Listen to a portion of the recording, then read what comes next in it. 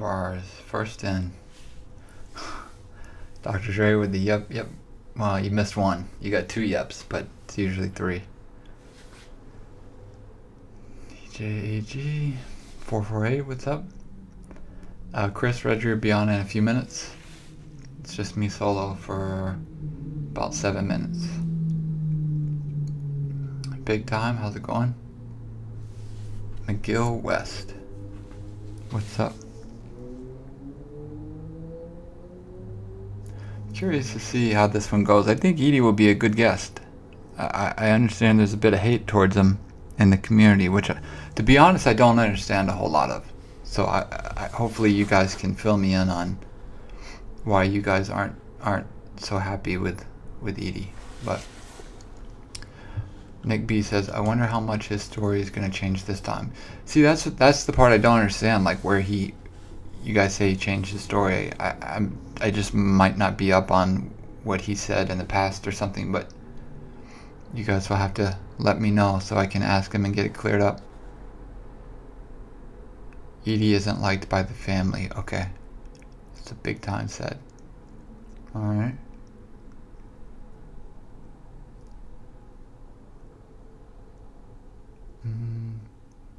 Sincere, that's cool. But, you know, he has his opinions and I have mine, so I just wanna... People hate on Edie because people think he's lying and he endorsed All Eyes on Me movie. Okay, I can understand the endorsement of the All Eyes on Me. I can. But I don't know. I could see it from both sides. I'm not cool with Edie allowing Eminem to ruin Pac's music. I don't think he had to say so with Eminem ruining Pac's music, Chris. I think, if I'm not mistaken, Loyal to the Game was all pre-Death Row stuff. And I don't know how much Edie would have control over that, to be honest with you. It's not that he isn't liked by the family. They don't appreciate his role in the movie. Okay, so it all stems from the movie. I can understand that. But, you know, to his credit, they had to have somebody there to at least guide the people making it a little bit. Now, they may not have listened to everything that the Outlawz told, but maybe they got a couple things right, because we know that movie was riddled with inaccuracies, but maybe they tried, I don't know. Fans mad at the remaining Outlawz because they won't fight Pac's beefs in 2018. Gotcha. Alright. Edie had control over Are You Still Down, which was pre-Death Row. What's your point? Svengali, if you come in here with your shit where you act like you know everything and you're fucking not even in the United States, which that's not disrespectful to people not in the United States, but if you come in here acting like you know shit, I'm going to boot you again like I did last time. But I don't know if Edie had control over Are You Still Down. I think he helped coordinate that with Afeni and Jive because it was so early on into the estate and into the label. So that would be my point, Svengali. But I guess you already knew that because you know everything else. Ask all is really okay. You're John, how do you feel about the new Biggie movie coming out? I have no idea about a new Biggie movie coming out. I thought they did okay with Notorious. I don't really like watching it, but I thought in all honesty, I thought Notorious was better than All Eyes on Me, and the only reason I say that, Svengali, of course you knew that, you know everything, but the only reason I thought that Notorious was better than All Eyes on Me is when I watch Notorious, I can feel like he, sorry, getting text. I feel like I'm watching Biggie. When I watch All Eyes on Me, I don't feel like I'm watching Tupac. Notorious was garbage. I mean, put it next to All Eyes on Me, and which one do you think's worse? Maybe I'm wrong on that opinion. Edie was around way before Death Row 2. Him and Pac were more like fan. Yeah, that's true. That's true. He was in Dramacidal and around in Thug Life days and all that stuff. Both Pac and Biggie movies were trash. I mean, I don't know if a Tupac movie, honestly, I don't think a Tupac movie could live up to that to expectations. But I do think All Eyes on Me fell quite short. Chi-Town, you say like both, okay? Yeah. Oh, Chi-Town, your shirt went out today. I emailed you your tracking number, UPS. Hopefully you got that. John, is that because we are more familiar with Tupac as opposed to Biggie? It could be. It could be. But also Tupac had such... he had a longer career than Biggie. So there was more stuff to condense to put into a film, I would think. Whereas Biggie had... What, he hit mixtapes in 94? I may have my numbers off, but I want to say his album came out in 95. So he was on mixtapes 94, came out in 95. Second album after he passed in early 97. So not that long. Unsolved was better than all. Yeah, I will agree with that. Unsolved was better than All Eyes on Me, and I preferred Death Row Uncut over All Eyes on Me. Oh, I'm sorry, not Death Row Uncut. Death Row Chronicles. Have you seen the official trailer for City of Lies? I have not seen the official trailer. It looks good. Okay. I hope any project that has anything to do with anybody associated with the murder, from an investigative standpoint, or people that are associated with Tupac, I always hope it's good. I don't want anything to be garbage. But Snoop going to come on the show. Gail Barnes, I highly, highly doubt that. If he does, it'll have to be after Reggie goes away. If Reggie goes away, let's hope he doesn't. What do you think of the DPG for Life movie? Oh my god. I don't think that will ever happen. Ever. Have you heard Tupac's War Games? Yes, of course. If it's on the internet, I've heard it. All Eyes on Me was just so-so. Yeah. Ask EDI about the Sam Snead. See, some of this, we can ask him, but some of the stuff he may not want to talk on. EDI's not here yet. Okay, Bomb1st. We will get Reggie on at 8, and then we will get EDI on. Why not? Why not what? What are we asking? Free on all TV. You said why not? What was that in regards to? RJ Bond also released a new unreleased 16 page statement from Frank. You know what? I think and this is no disrespect to those that have passed away, but I think I've heard and I've read everything I need to hear and read on Frank. A 15-page document isn't going to be anything that's going to change any truths or any situations. Yeah, RJ Bond said he's done with this case. He needs to move on, but he stays with it, so. ED blocked me on Instagram for just mentioning Whack 100. Alright. ED was a dope rapper, at least. I always liked ED as a rapper. I mean, I don't dislike him as a person. I don't know him. That's the thing. Like, people that dislike him, I'm not telling you that you should like him or shouldn't like him. Just saying, if you don't know him and you're only judging off what another channel or another group of people say, let's just have a conversation and see if you still feel that afterwards, Just go into it with a little bit of an open mind. Somebody selling MLB t-shirts. Yeah, I saw that a long time ago. Tries to talk shit about anybody affiliated with that neighborhood and Pac's affiliation, but plasters it on a t-shirt and sells it. But that's okay. We're not gonna mention that person because I don't think you should kick somebody when they're down.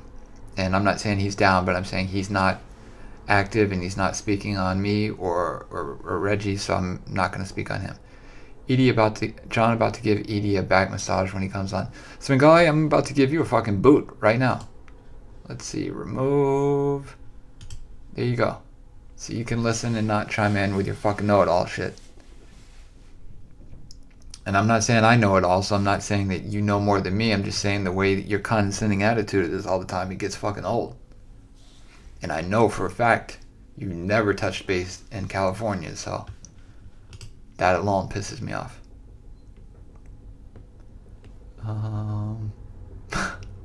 Svengali got booted. Keep in mind, Edie was really young back then. Over the years, as you get older, your perspective changes. Yeah.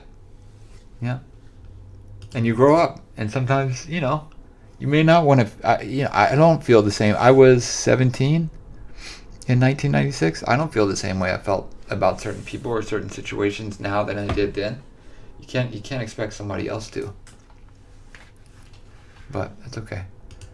All right, let's see if we can get. What time is it? 8. Let's see if we can get Reggie on. I'm sure you guys are tired of hearing me blab on.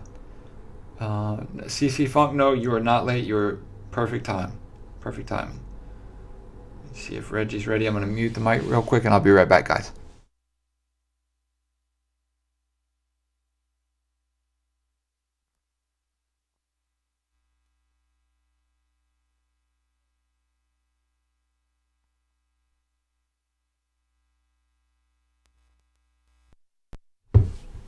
Okay, you're on. All right, cool, man. We picked a bad night to do this show, boy. We finally got a good game between Houston and Golden State. What's the score? Well, 79-82. Oh, okay. State. Right now, 8 minutes left. This is not a blowout like last What time. up, family?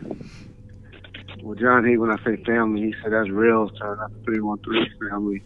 They call themselves on. So, what's up, community? How y'all doing today? Yeah, I know, finally a good game, huh? Yep. I told Edie we're calling about 8:05. Okay. I'll text him in about 5 minutes. Okay. See what's up. They just got in. The flight got delayed. I talked to the realist. Mm-hmm. They were in Canada, Mm-hmm. so they just got back a couple hours ago. Okay. So I hope he's all good and rested. And Mm-hmm. There's a lot of people that don't in the community that aren't happy with Edie. So I was trying to ask them before I got you on what their issue was with him. Just to clear that up. And well, we don't want to talk about it too much. It's not bad. It's just movie. Stuff. It's just stuff regarding the movie. But, yeah, we don't even want to tolerate it right now. We'll talk about it another day. Yeah. People go back and listen to their interviews, and they be like, "Damn, why I did that interview? Those people don't like me," because I do that. I'll be like, "I did an interview with Gav and with Gabo today." Mm-hmm. Well, it's posted today between myself and Sharita. Okay. And I was like, damn, why do I go over there and fuck with them? They don't like me over there. They don't like me over there. But I like Gal. I like Gal and Lay, so that's why I fuck with them. But, you get mad when you go and listen to that and you hear all that negative shit. So we'll be good for now. Yeah. Well, I always liked him, so I literally did not know why. So that's the only reason I asked, so that we can clear it up. Because they don't like that he was involved in that movie, and he wasn't involved. He just got a check because he did a little role in the All Eyes on Me movie. Mm-hmm. Shit, they would ask my fat ass to be in it. I might have took a check and did it. So that's all that is, Yeah. So that's all. Mm-hmm. That's all that was. So we can't hate on somebody just trying to get a check. Yeah. Yeah. Yeah. So this week's a big week, right? Yeah. What's that, though? This week's a big week. Yeah, I don't even want to talk about that either. Oh, okay. I'm about to start calling up there. I got some couple of haters out there. A couple. Calling it. Well, a couple that take the time to pick up the phone and call and start hating. That's true. Yeah. That's true. Yeah. So, I'll text him and tell him to call me. Hold on. Okay.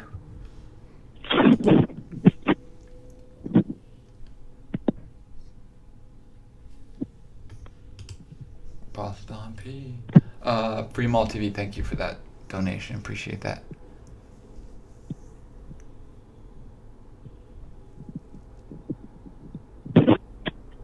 All right.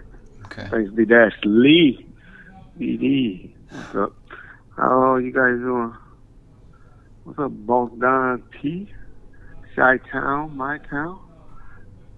I seen where you say you didn't get the tracking number didn't work. You don't want no T-shirts. The tracking number don't usually work until it gets like later in the day. Yeah.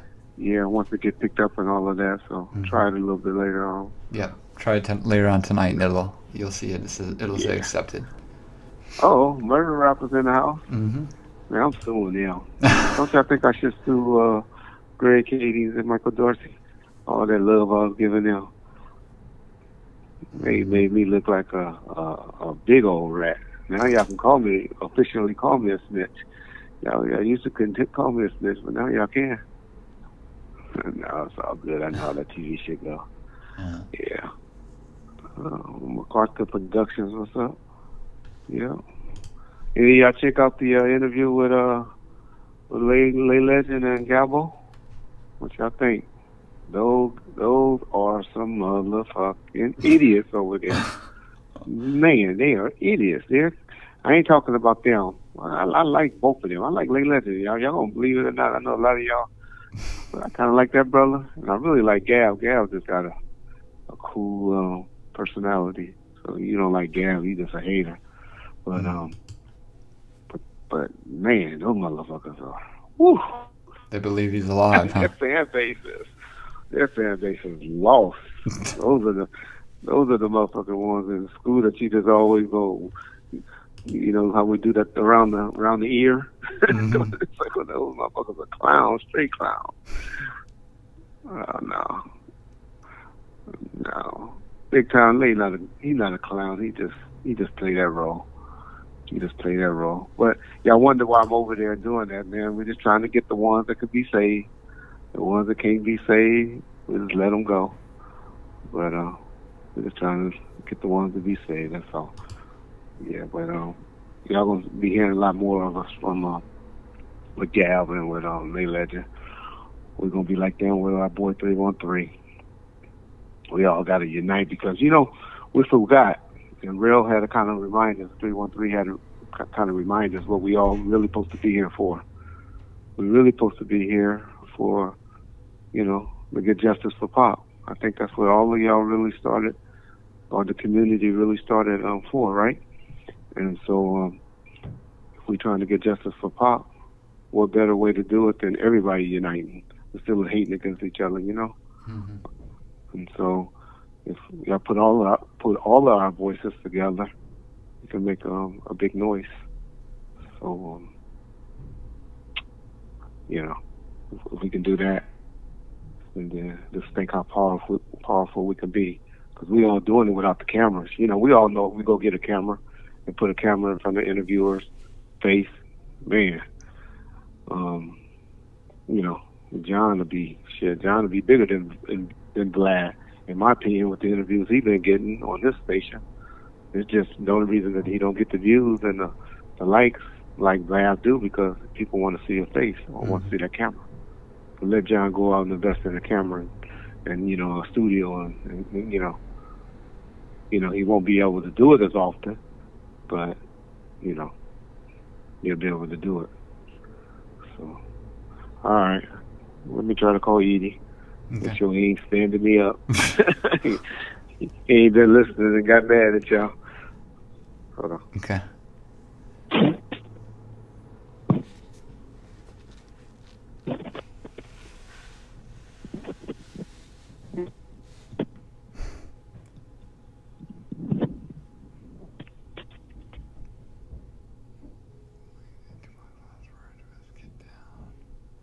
Okay. Is Houston winning right now? I don't want to see it. I don't like Houston, but I just don't want to see a blowout. I don't like the sweeps. Where, John, did you get those tracks? Robbie Blue, I did. We're going to talk about that tonight for sure. The community music shows. We're going to talk about that. All right. He didn't answer, so we give him another 5 minutes if he call me back. Okay. Hope he ain't shaking me. Nah, he wouldn't do me like that. Yeah. So I guess we take a few. Yeah, man. I gotta start back watching. It's tied back up. 86, 85. Okay. Hope Golden State don't lose. Y'all keep me updated. Yeah. No, he ain't gonna bullshit us like that. I don't think he do us like that. All right. Y'all save your questions, but y'all know we can get them this early. Am I behind? Maybe that. I must be behind.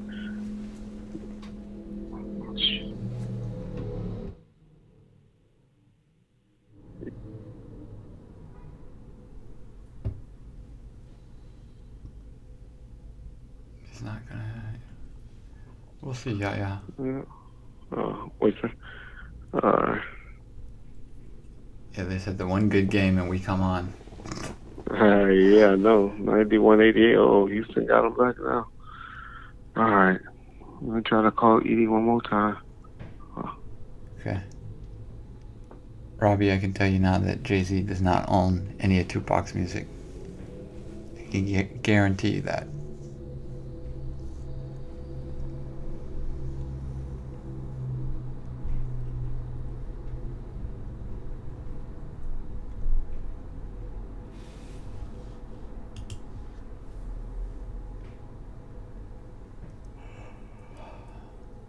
What day is it? Tuesday? Alright.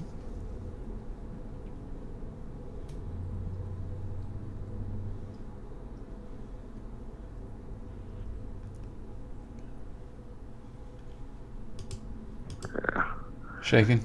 Yep. No, you better not. I hate to give out his phone number to all y'all. No, don't do that. Don't do that. Yeah, I'm calling. No. Maybe they're going to the airport or something. No, Willis was on the road, and I Okay. talked to him about an hour or two. Okay. He's probably just getting home, getting settled. Yeah. We'll see what's up. What up, Jersey Deep? Man, our boy Deep Lock, he got promoted he got a big promotion at his ranks. He's in the military, and he got a big promotion at work. So I know he's not here yet, but congratulations, Deep Lock. If you tune in later, or if you're on the chat line, yeah. Oh, well, it wasn't a secret. He posted it, so it's all good. Yeah. John, you sent out any letters just in case we see you today about doing a music show? No, I finally got the documentation today from YouTube of what exactly I need to send, so I'm gonna send them all out tonight to everyone. So when you get back and you're good, and my emphasis on when you get back this week, we'll do one on Friday. Oh, okay, D-Block in the house. Okay. Yeah. Congrats, brother. Yeah. Always good to get rewarded at work. Exactly. Especially his work, which helps all of us. Big time. Why you hating on the man? Shit, he doing it for that rate so everybody can get it and give it to him. That's the rate, the going rate for him. Yeah. Yeah. Did you see somebody saying they saw like something about a new Biggie movie or something like that? Have you seen anything about that? About what? A new Biggie movie? Oh no, they talking about that Russell Poole bullshit. The Rampart. They talking about the City of Lies. Okay. Yeah, they talking about the City of Lies. That's the one that they've been talking about gonna come out on September the 7th for a while with Johnny Depp. I'll be honest, it looked kind of good. Does it? You saw the trailer? the trailer looked good. Yeah. Yeah. It's somebody posted. Somebody did it. Did something on the trailer. One of the channels. And then somebody posted it in your comment section. Okay. And tagged it. But yeah, it looked good. Forrest Whitaker in it. I didn't know that, and I like Forrest Whitaker as an actor. And so it looks good. You know, it's dealing with the Randall Sullivan theory, the guy from the Rolling Stones magazine and the Liberate book. So it's going to mainly deal with the vampire cops and all of that BS, which I don't buy. But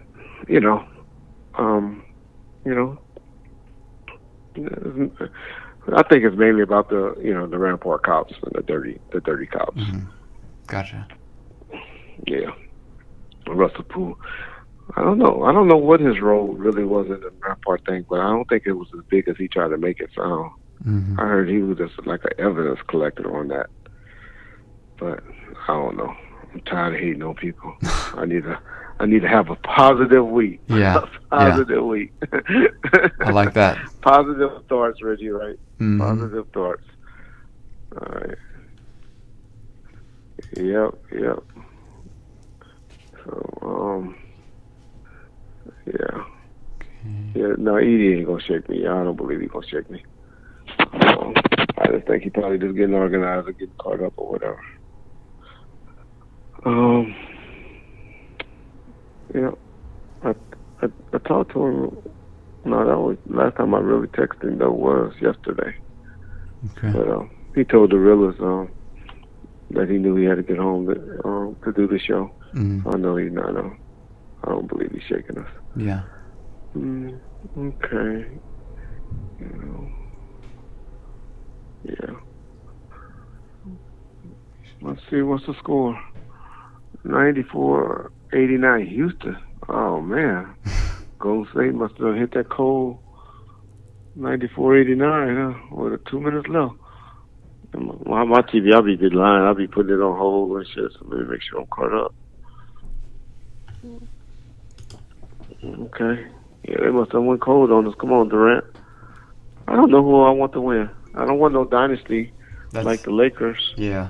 And so I don't want Golden State to win. But then I like Kobe so much. I don't want LeBron to win because I don't want him to catch another championship. Because, man, if LeBron win this year, shit. Man, they gonna make that nigga next thing better. He be considered in the basketball world like y'all consider Pac in the rap world. Shit. He can't do no wrong. With the team he has, though, if he does win it, he almost deserves it. Because those games where they were winning, it was pretty much all him at the end. Yeah. Cleveland. Oh no, he's been playing his ass off. Yeah. Oh no, he's been playing. Can't hate on him. All right, let me try. Do you want to text one more time? Okay. Huh? Do you want to text? You got his number? You try to call? No. I was just wondering if text works better than calling or not. No, I'm calling that. Okay. Not. That nigga stand me up. Y'all can call him all night. But I swear I'll get that nigga number up. That nigga shake me. He better say something like he better say something like, I'm busy, I can't do it or something. I talked to Big C Style, so he's committed Okay.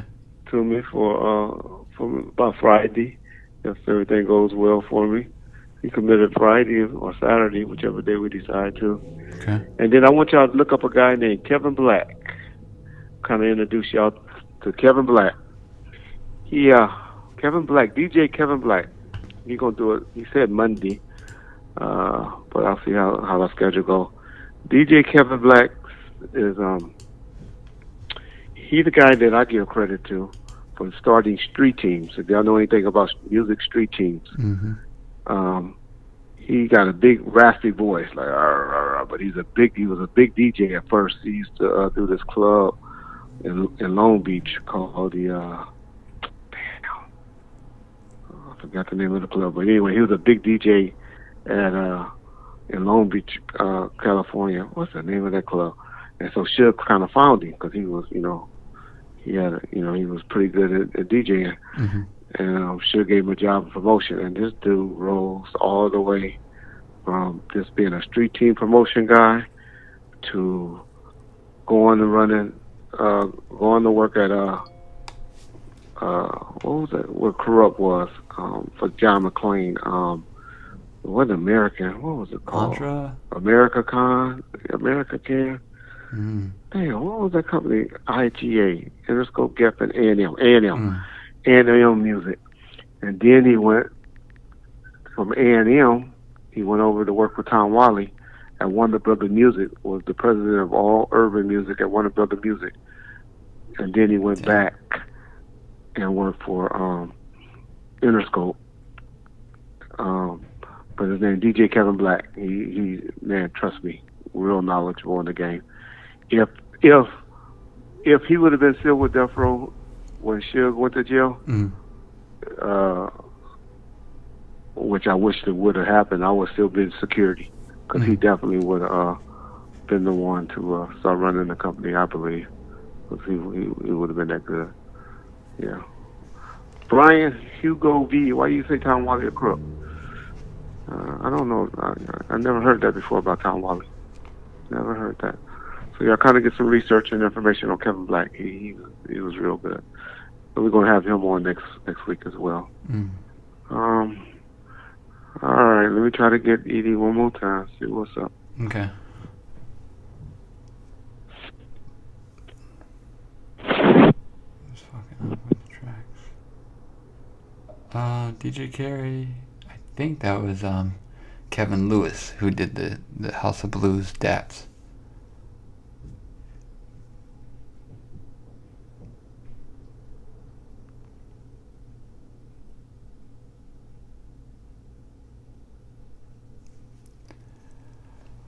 Oh, man.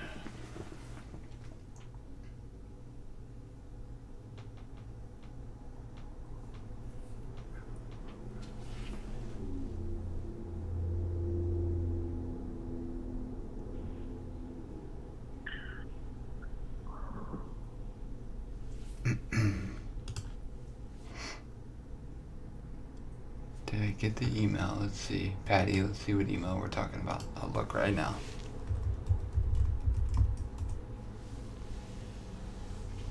I did get the email.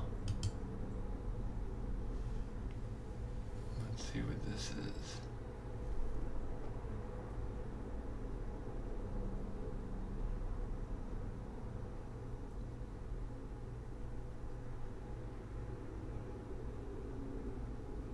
Okay.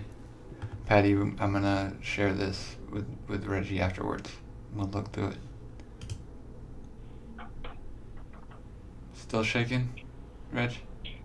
Yeah, he might. Let's see. Hopefully the game. Hopefully we're watching the game or something. But we'll see what's up. We'll give him about 10 more minutes.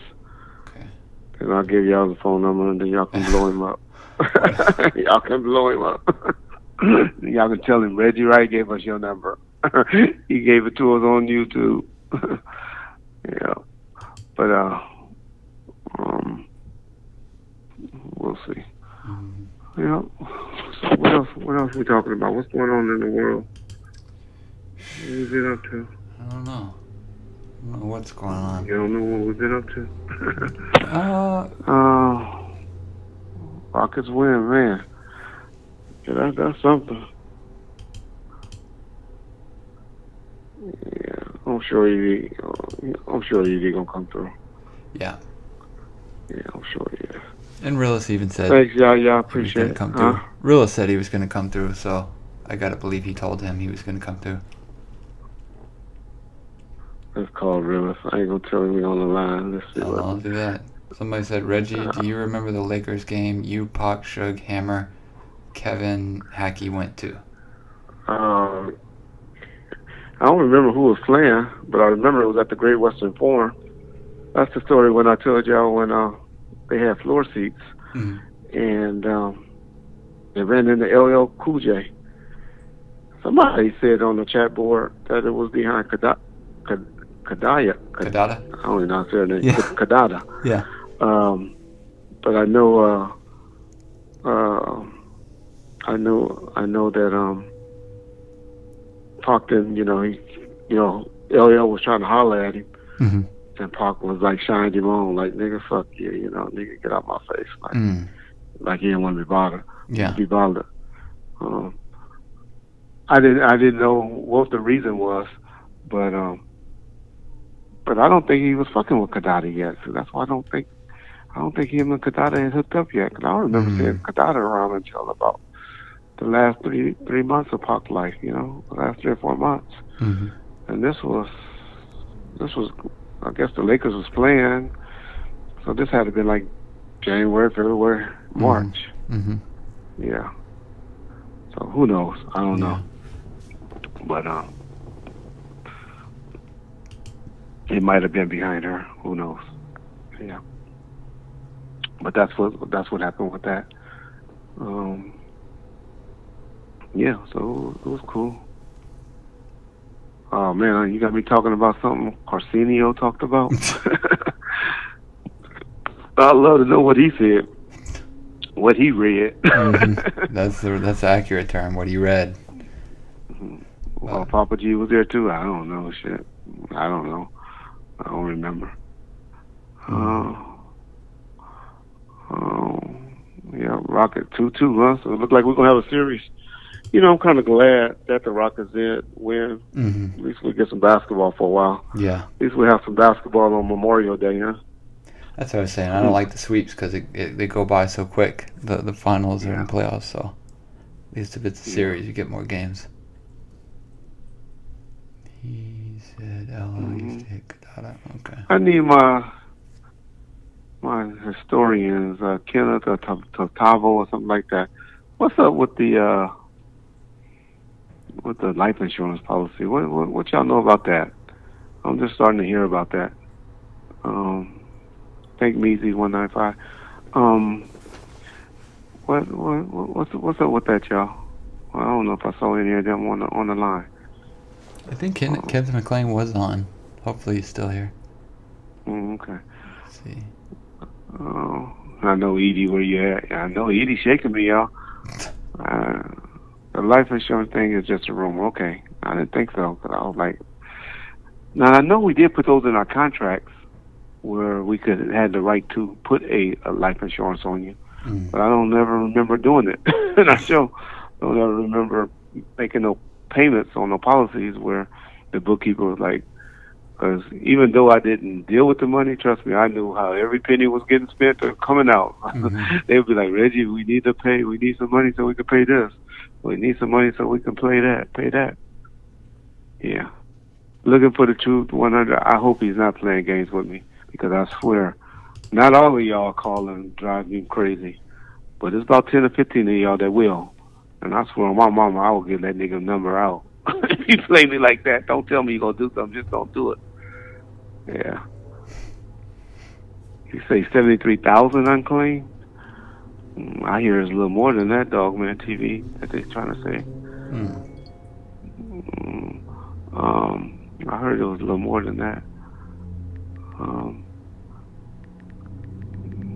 Yeah. Did she get fat? K-Paka? K-P-A-K-A? If she picked up some weight, yeah, then if she picked up about 10, 15 pounds, she can't look good. She was just a little bit too, yeah, they say 70 million unclaimed. Is there any truth to that, though, Kenna? And the Mutau beat Gonzo. I never had asked that. We kind of asked both of them about that, and they both kind of was like, cool. I made a joke where I asked Mutau why he didn't let Gonzo get his tattoo visible. I know it was an issue about that, and Mutau kind of just laughed it off. So I don't know, but Mutau was wild. But y'all gotta remember, Mutau was young. You know, that man has really grown up to be a positive man. I don't even want to call him a young man anymore because he's a man now. But you got to remember when he was around us, he was 14, 15 years old. So he'd beat up or fight anybody, you know. I didn't say that beats. I said, I don't know. I said they both didn't know. They didn't elaborate on it when I asked them. How was the interview with Sharitha today? Did they ask you if he's alive? Well, we did it a couple of days ago. I think he posted it. Okay, he posted it today, but it was done. Okay. Yeah. D Ham we got a traitor among us. And D Ham be talking, but he be over there. He told Gab, which is Gab's my boy, so I ain't gonna hate. He was like, man, you the best. You the best channel ever, Gab. I said, look at D Ham. That was our guy. I said, man, but I said he lucky Gab, our man now. I just laughed. That was funny. Talk about Prince. I don't know nothing about Prince. You're gonna have to elaborate on that. I just know Prince wouldn't allow us to use none of his samples. Yeah, he wouldn't allow us to use none of his samples. Reggie, was hard to run Death Row? Was it hard to run Death Row? You know, to be honest, I can't take credit. It was hard dealing with Suge and his indecisiveness. Suge Knight is a good dude, smart, creative genius, and all of that. But Jay Prince, okay. But Suge I will go in at the prison on Thursday, and he'll tell me, all right, Reg, we're going to do this, do this, do this, do this. Friday and Saturday, no, Reg, let's hold up. We ain't going to do this, and do this. Sunday, all right, Reg, did you get this? I'll be like, nigga, you told me not to do it. So, it was just shit like that. That was the only hard time when he was second guess himself in a heartbeat. God forbid he did an interview. I brought a reporter up there because I used to bring a lot of reporters to do magazine articles and stuff on him. And I did like Tony Amonte. I did like Purple Rain. I did. So I did bump Purple Rain in the mid 80s. I was bumping Purple Rain, and I wasn't bumping EPMD and all of that back then. So you're right. That's fucked up, Red, putting me out there like that. Shit, nigga, it's the truth. If I lie, I'll die. You did do that DM, but I said it's all good. It was with Galbo, but you did say that. Go look in the comment section if you didn't remember that you said that. Machiavelli 7th date, man, it looked like Edie shaking me. Let me try him again. I won't blow him up. And then I'm going, before the night's up, I won't give, I'll hold that thought.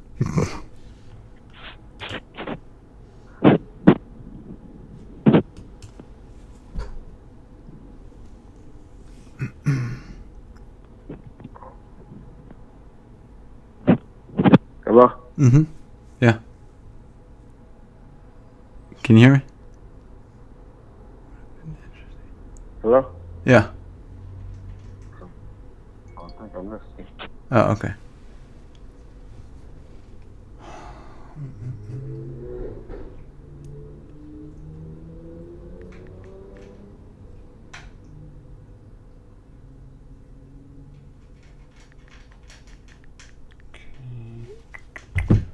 Let's see. He might be shaking. Well, I wouldn't say shaking. All right, y'all, this is Edie. Oh. Edie is on the line with us. From the Outlawz. Yo, what's up, everybody? What's going on? So Edie, y'all got to remember, I told y'all his flight got delayed and stuff, and so he just got back in town, so he ain't going to be able to be on us that long with us. But he took out enough time out of his biggest schedule for us to hang out with us. So Edie, what's been going on, man? I've been hearing you on the radio. You want to promote your radio station you have. I thought you were doing a good deal. Don't try to call my radio show Little Easy. That's in the nature. It was the biggest thing in the world. It's a radio show that I host with my fiance. It's called The Dinner Club, along with DJ Don Juan. And we just, talk about current events, relationship topics, play a lot of music, new music, old school music. Okay, I didn't know y'all was playing music. Yeah, we play music as well. It's like actually a radio show. It's not a podcast. Okay. Hey, Edie, they're kind of saying they're having a hard time hearing you. I don't know if it's the connection or if it's the background or whatever. But yeah. Okay. Okay. So what you been working on, Edie? Talk about what you've been working and what you're doing. Other than the radio show? Just a radio show, taking care of my children, working on music here and there. We just put an album out called Last Year's Left. Me and them know it. Just living life, man. Okay. All right. John, you got any questions? You want? Edie, I don't know. We were on John's site called Bomb1st. Yeah. And so, they telling us they're having a hard time hearing you, Edie.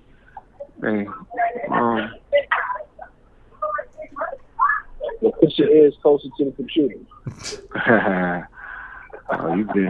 Edie been gangster on us all. That's cool. I heard that. Nah, that ain't no gangster shit right there. I just don't know what else to say.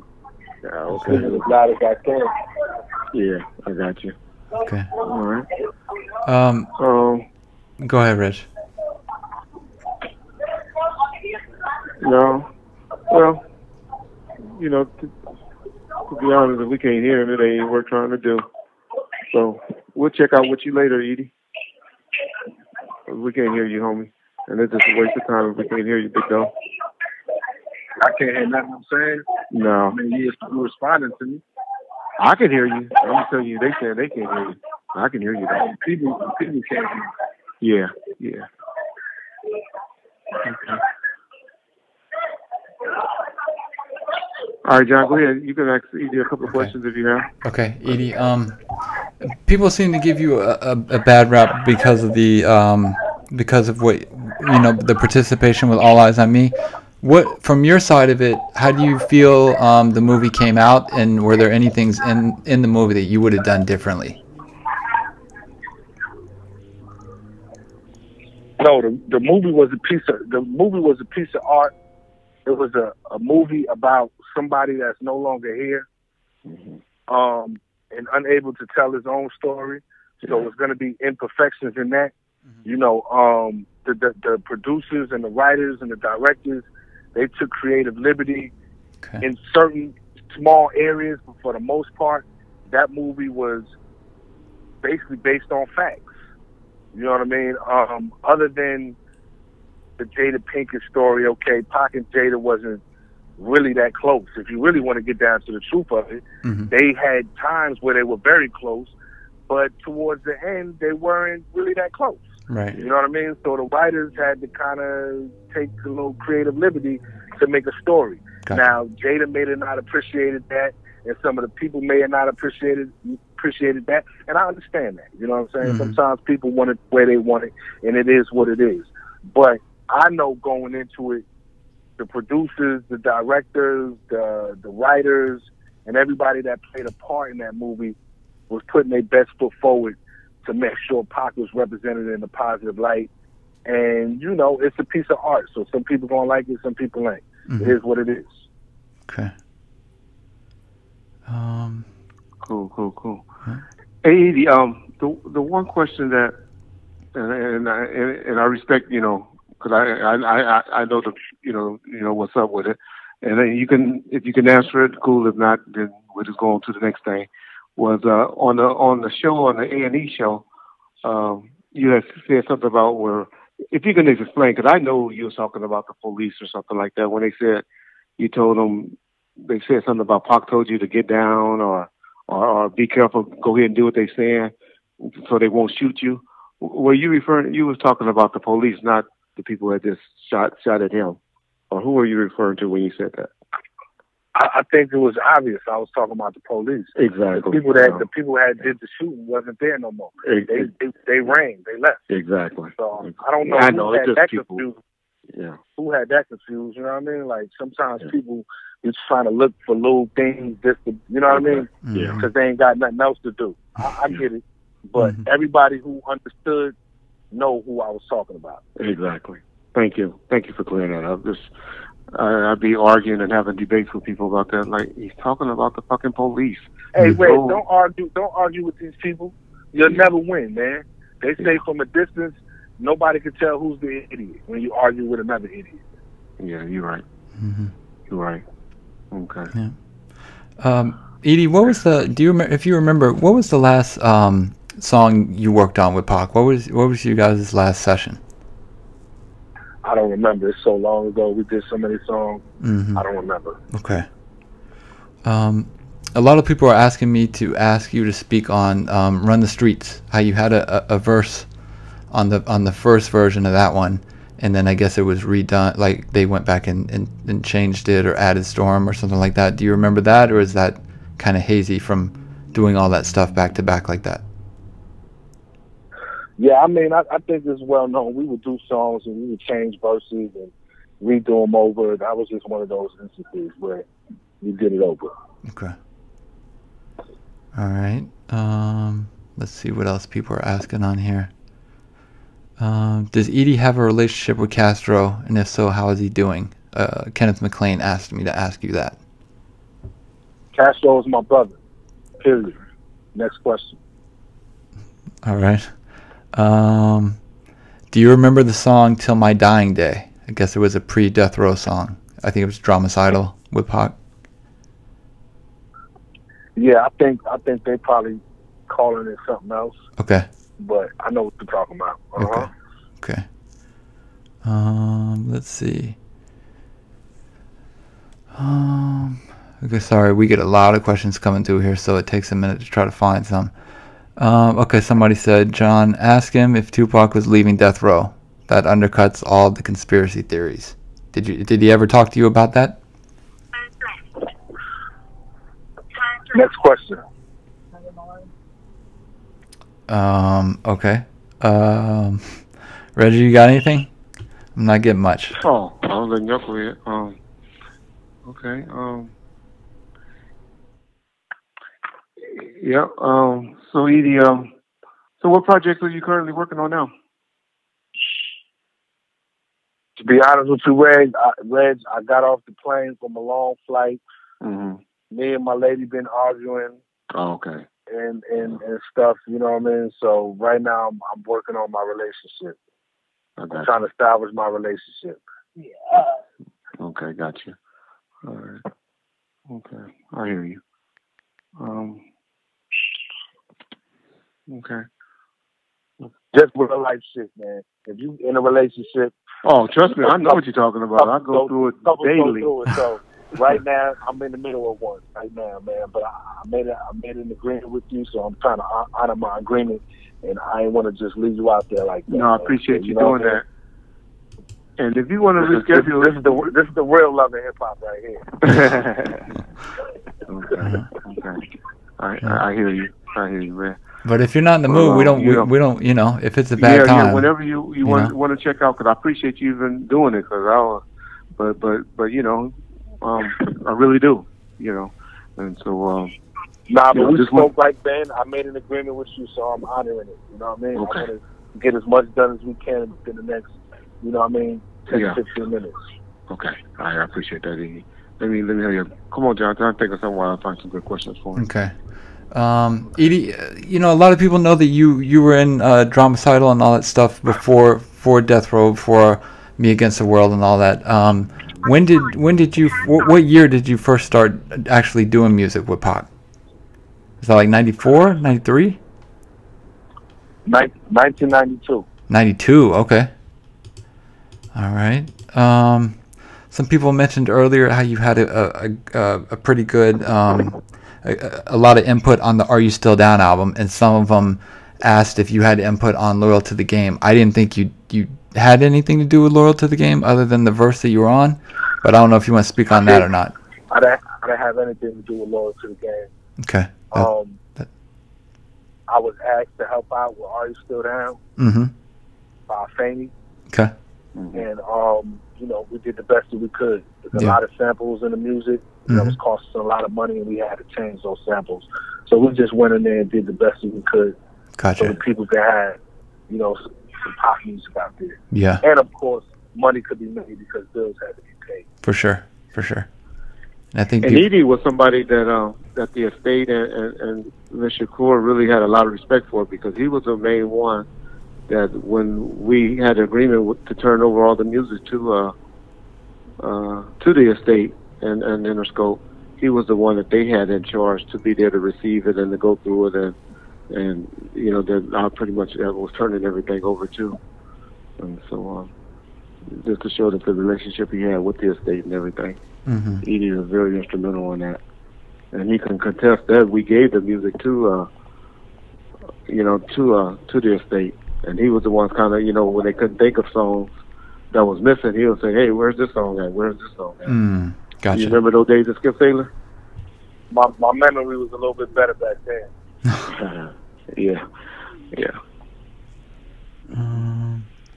Somebody said, let's see.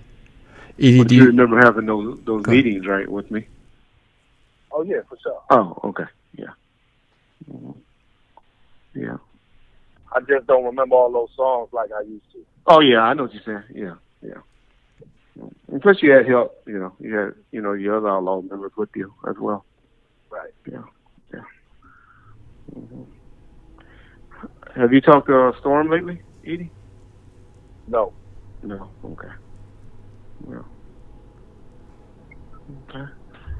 I don't think she's a big fan of ours, but I don't have it. Really? No I didn't know problem. that. Okay, yeah. Okay, got you. Yeah. Yeah. Edie, what was the creative process for the Still I Rise album? Did you have a good say so in the song selection and stuff like that? Because I know you produced some of the tracks on that album, correct? Yeah, well, we completely did that project together as a unit. Mm-hmm. Everybody had equal, you know what I'm saying, opinion and input. The whole shit, we just took the bits and pieces that we had left and, you know, turned them into full songs. And it's a project that people still appreciate up to this day. And I'm very thankful and grateful to have the opportunity to do that album. Yeah.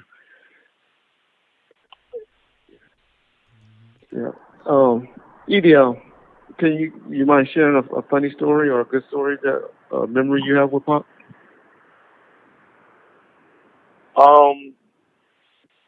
It's not that I mind. It's just that I don't have much left except those, and you know, I try to hold on to those, and I share them with my children and people close to me. But certain things, I just feel like, you know, you gotta keep to yourself, man. It's no, you know, man, it's no disrespect to the fans. Yeah. Nobody, but I mean, this is not just, you know what I mean, somebody that I just met and was a friend of mine, you know what I'm saying? Yeah. Gotcha. Okay. Okay. Edie, did you get a chance to see the Unsolved series? If so, did you have any opinions on it?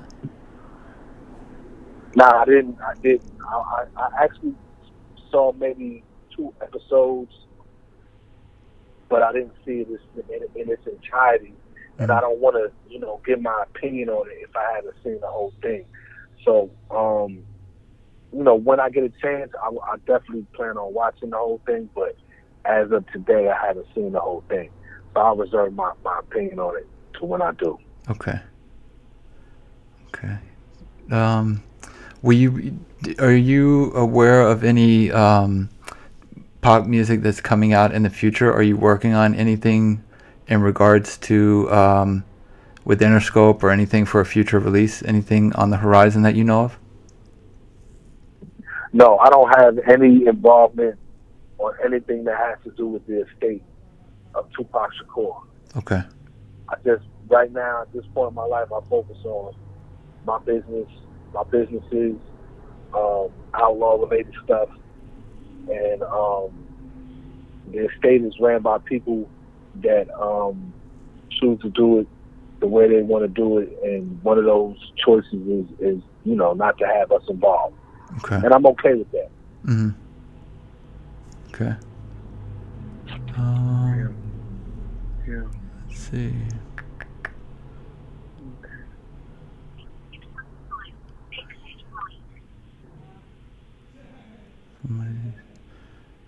Any thoughts on, somebody asked, any thoughts, does Edie have any thoughts on Suge's current situation? Yeah, I think it's very unfortunate, fucked up. I wish it wasn't the way it was. I definitely feel like the game could use him, and his positives could be used in his business nowadays. But I'm also aware that we all have choices and decisions that we make in life, and we got to deal with those consequences and repercussions when we make them. So I wish him the best. I see his son from time to time, and he gives me updates on how he's doing. And I actually spoke to him a couple of times. Mm-hmm. And, you know, I just hope it turns out the best way possible for all parties involved. Okay. Let's see. People are asking crazy questions. I know you're not even in the mood to answer something.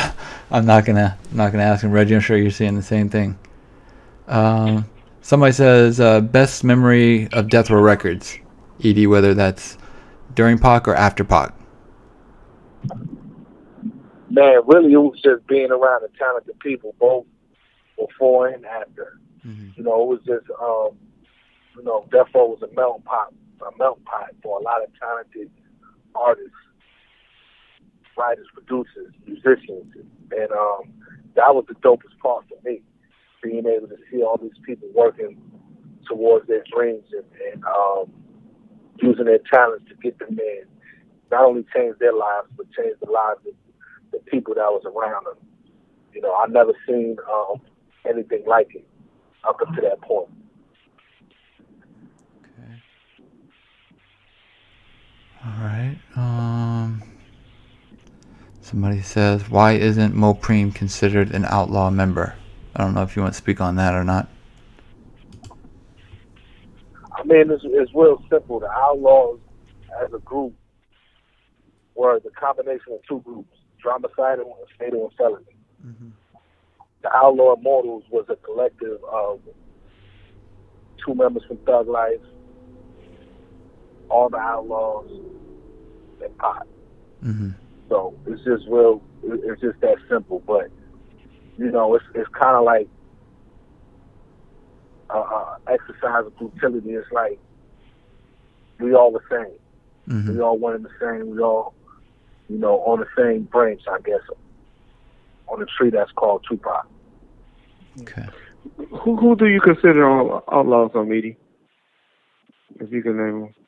The Outlawz, the group, is Hussein Fatal, Gaddafi, both no longer here. Napoleon, who no longer raps. Castro, who no longer raps. EDI and Young Noble. Okay. And of course, Tupac Shakur. Oh, yeah. Okay. Okay, let's see. And so the stories we hear about Nutso being the last one, we don't consider Nutso an outlaw? I mean, Nutso was definitely a part of the tree. Okay. You know what I mean? He was a branch on the tree that Pac wanted to implement. You know what I mean? Pac definitely wanted to work with Nutso and implement him into what we were doing. But Nutso came to Death Row with MC Hammer. Correct. You know what I mean? Yeah. And then Pac heard some of his music and became a fan of Nutso. Not his group, he became a fan of Nutso. So he started doing music with Nutso. He did a couple of songs with Nutso. Those are classic records. And then he was talking about doing a group project with Nutso and Young Noble and a couple of other people. But that was just an idea. It wasn't nothing that actually, you know, came to fruition. That project was going to be called Ghetto Stars. Me and Nutso eventually put a Ghetto Star album out in an attempt to expand on that vision somewhat. Mm-hmm. Okay. But as far as the group The Outlawz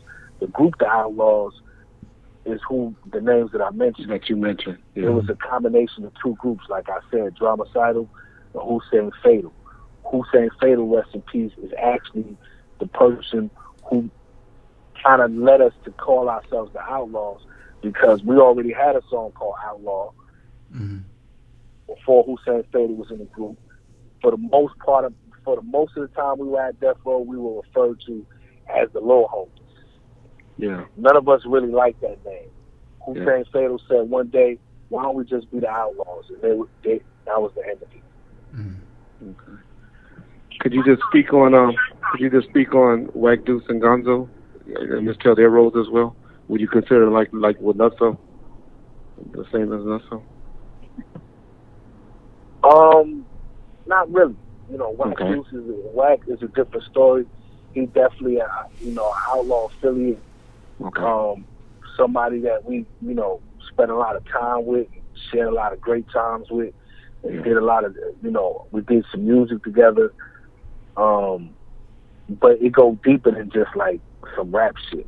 You know what I'm saying, with Wack. Yeah. You know what I'm saying? Like, Wack actually know our family. He took trips to Atlanta and Jersey, know the family. Gonzo was somebody that we did a couple of records with, and then, you know what I mean? Pac wasn't, you know, it's not like that he didn't like Gonzo. He just wasn't too sure about him because we didn't know him like that.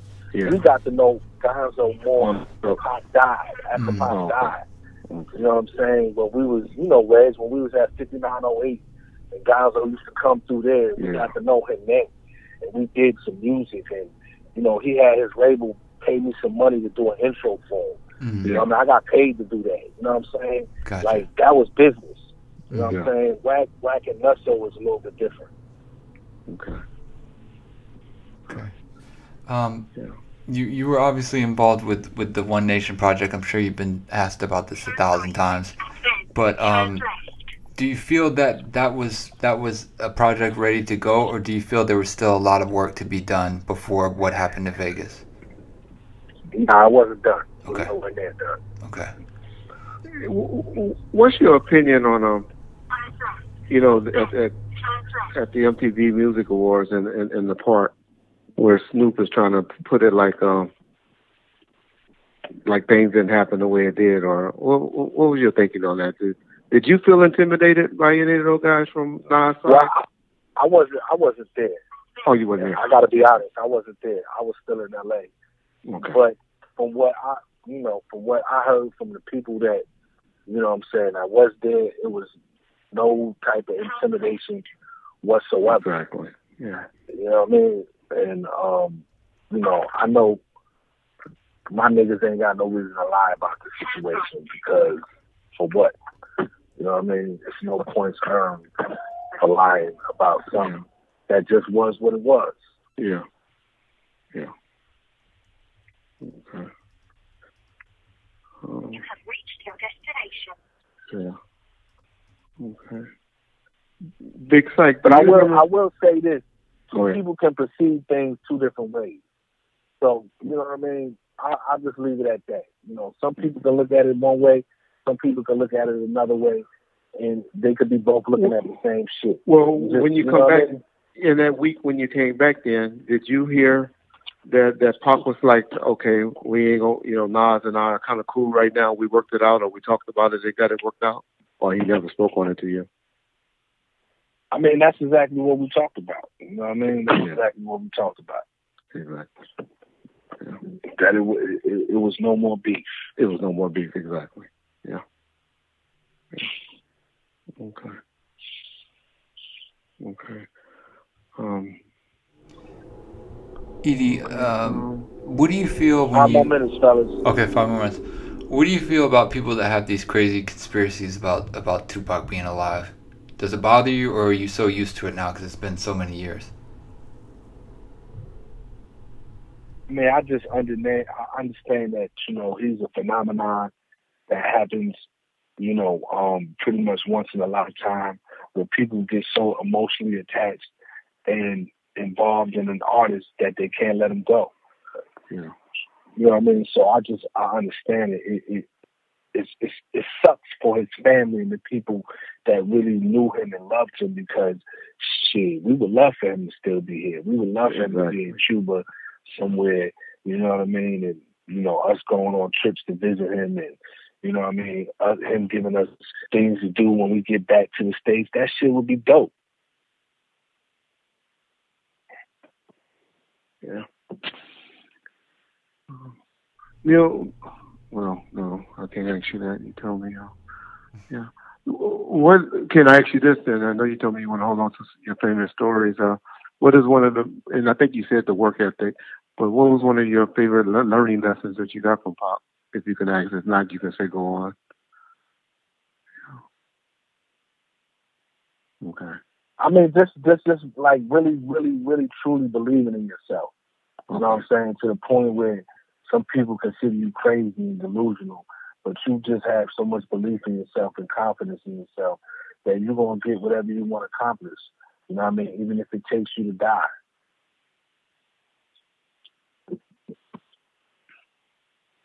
Okay. Looking for the truth, want to know, have you been over to Saudi Arabia to visit Napoleon, or are you just seeing when he come in to visit town? No, I haven't, but we did go to Dubai shortly after Hussein Fatal passed away, and I was able to run into Napoleon there. And of course, we've seen each other in the States a couple times when he comes to the States. Yeah. We did a interview with Napoleon, and he spoke very well. Yeah. He did well. Yeah. No doubt. Edie, did you have any thoughts on the Death Row Chronicles series? I think you. I don't know if you were in that. I know Noble was in it. I don't know if you were in that one or not. Nah, that's another one that I didn't actually get a chance to really see all the episodes. I caught maybe 30 minutes of one of the episodes. But that's another one that I want to catch up on when I get a minute. Yeah. I think a lot of people don't give you guys the acknowledgement that after Pac passed, you guys did stay on Death Row for a little bit and actually did record an album. I believe you guys put it out independently. Do you have any good memories of that of that album with Retribution and Novocaine and those type of songs on it? Yeah, man. You know, we put our best foot forward. You know what I mean? Considering the situation, the timing of it, you know, we probably should have been somewhere grieving and trying to get ourselves together. But we instead decided to throw ourselves back into the work and into the studio. And, you know, we just, you know, we wanted to make everybody proud, man. We really believed in the dream of Death Row and, you know, young black entrepreneurship and young black artistry and just artistry, period. We really believed in, you know, putting the best project out possible. You know what I mean? We felt like we could resurrect, you know, Death Row. We felt like we could, you know, pull it up out of the ashes, so to speak, with our little album. You know what I mean? We might have been a little overly ambitious, but this is how we felt as young men. You know what I'm saying? And, you know, we wanted to make Suge proud, Pac proud, and anybody that worked at Death Row. And, you know what I'm saying? I just remember times of saying, like, yo, this album is going to put Death Row back on the map. You know what I'm saying? We're going to represent for everybody involved. It ain't over. And that's just really what we wanted to do. Yeah. Okay. What was your favorite song on Still Alright, Edie?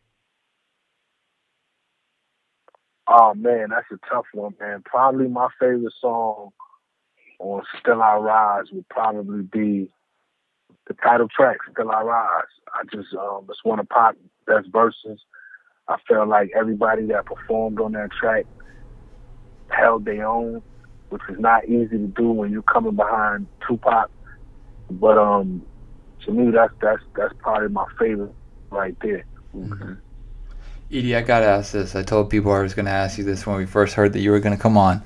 But Gobi, the guy that was with Tracy that filmed a lot of behind the scenes stuff. I think you spoke on this one time, but he had said that he did security at the hospital in Vegas, and you corrected him. Do you remember him being up there? Or do you remember him doing quote unquote security? And I'm not trying to start anything. I just want to get your take on it. Yeah, I mean, and I spoke on that. You know what I'm saying? Everybody know how I felt about that situation. I spoke on it in front of Gobi. We ain't got to go there again. Okay. Let's see. Yeah.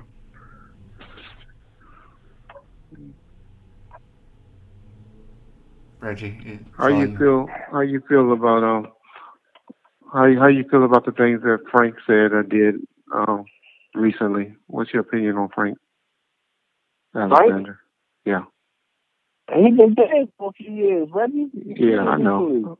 I was just saying, what's your feeling on the things that he's been saying and stuff? I personally don't like him, but you know. What you mean he been saying? He been dead. He ain't said nothing in about 4-5 years. Well, from 2000 to 2010, what was your feeling on it? To be honest with you, Reggie, I didn't really pay attention a lot to anything Frank was saying, so I couldn't quote you nothing he said, to be honest with you. And that's, you know, that's no disrespect to Frank or nothing like that. It's just that, you know what I mean, I don't be listening to you when you weren't paying attention, like, yeah. Nah, because I know when somebody's talking because they got another agenda. So I wasn't paying attention to that because I understood where it was coming from. That's where right there is his agenda. And yeah, I got you.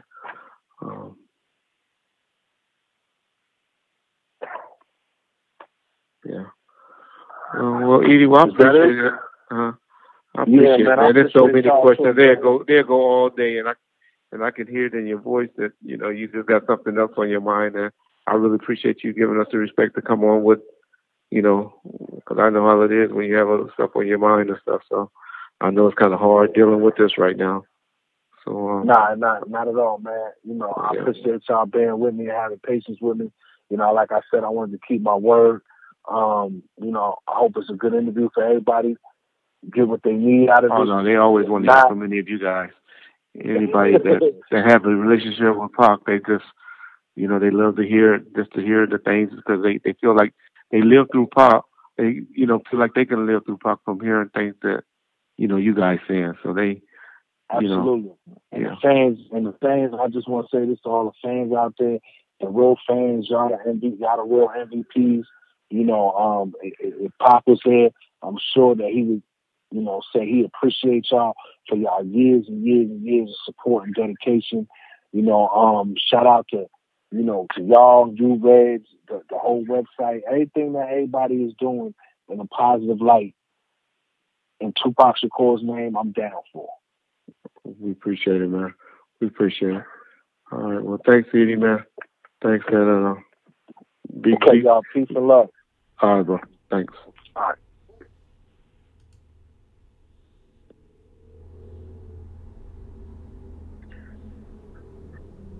right. All right. Well, if you never had any domestic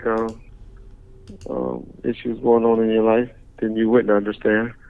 But if you have something on your mind and you ever had domestic issues, you'll know that sometimes your head just ain't in it. And I let him get me a little bit off game earlier in it with the background, and I wish that I wouldn't have let that get me off my game to get tuned out for a minute. But I appreciate it. He could have just not answered the phone and shook us. Yeah. So I understand. Trust me, I understand.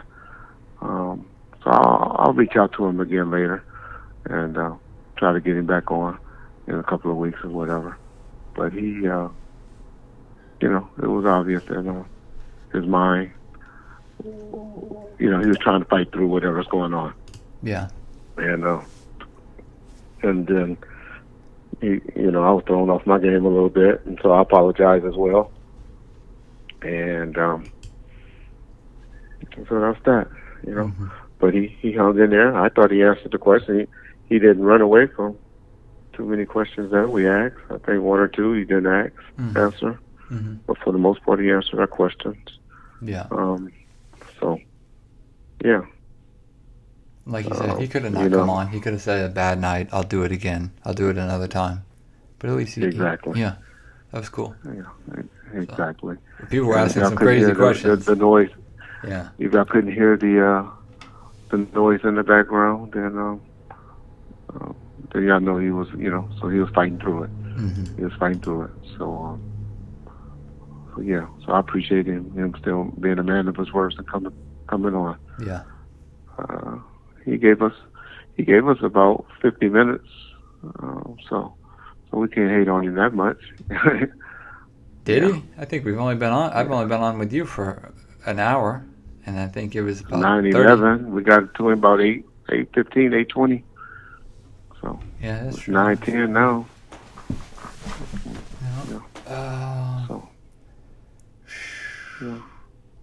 Yeah, I saw people asking some crazy shit. I hate when we got the most people on for a live stream, then we get off. Mm-hmm. We was off our game. Yeah.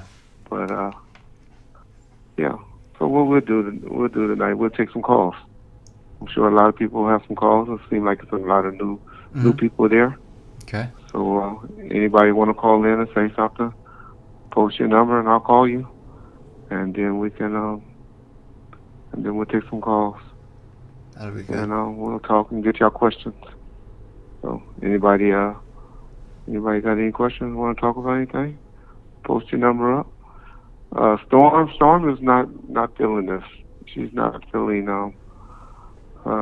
being a part of this right now. So I don't think we'll be getting Storm on. I didn't know the beef was that serious between them. And so, all right, so I'll call a couple of you guys, and we'll see. We'll see what's up. Yeah. All right, CK Pop first. We'll call you first, see what you're talking about.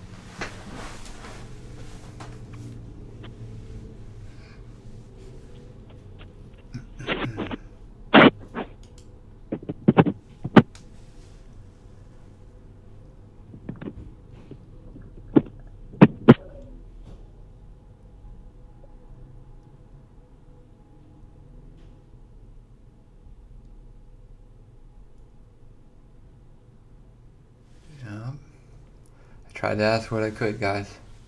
I just knew when I talked about music and he said it was hazy, I didn't want to keep asking about songs because that would just piss him off. Because he doesn't remember a lot of that What stuff. up, CK? CK Pop first.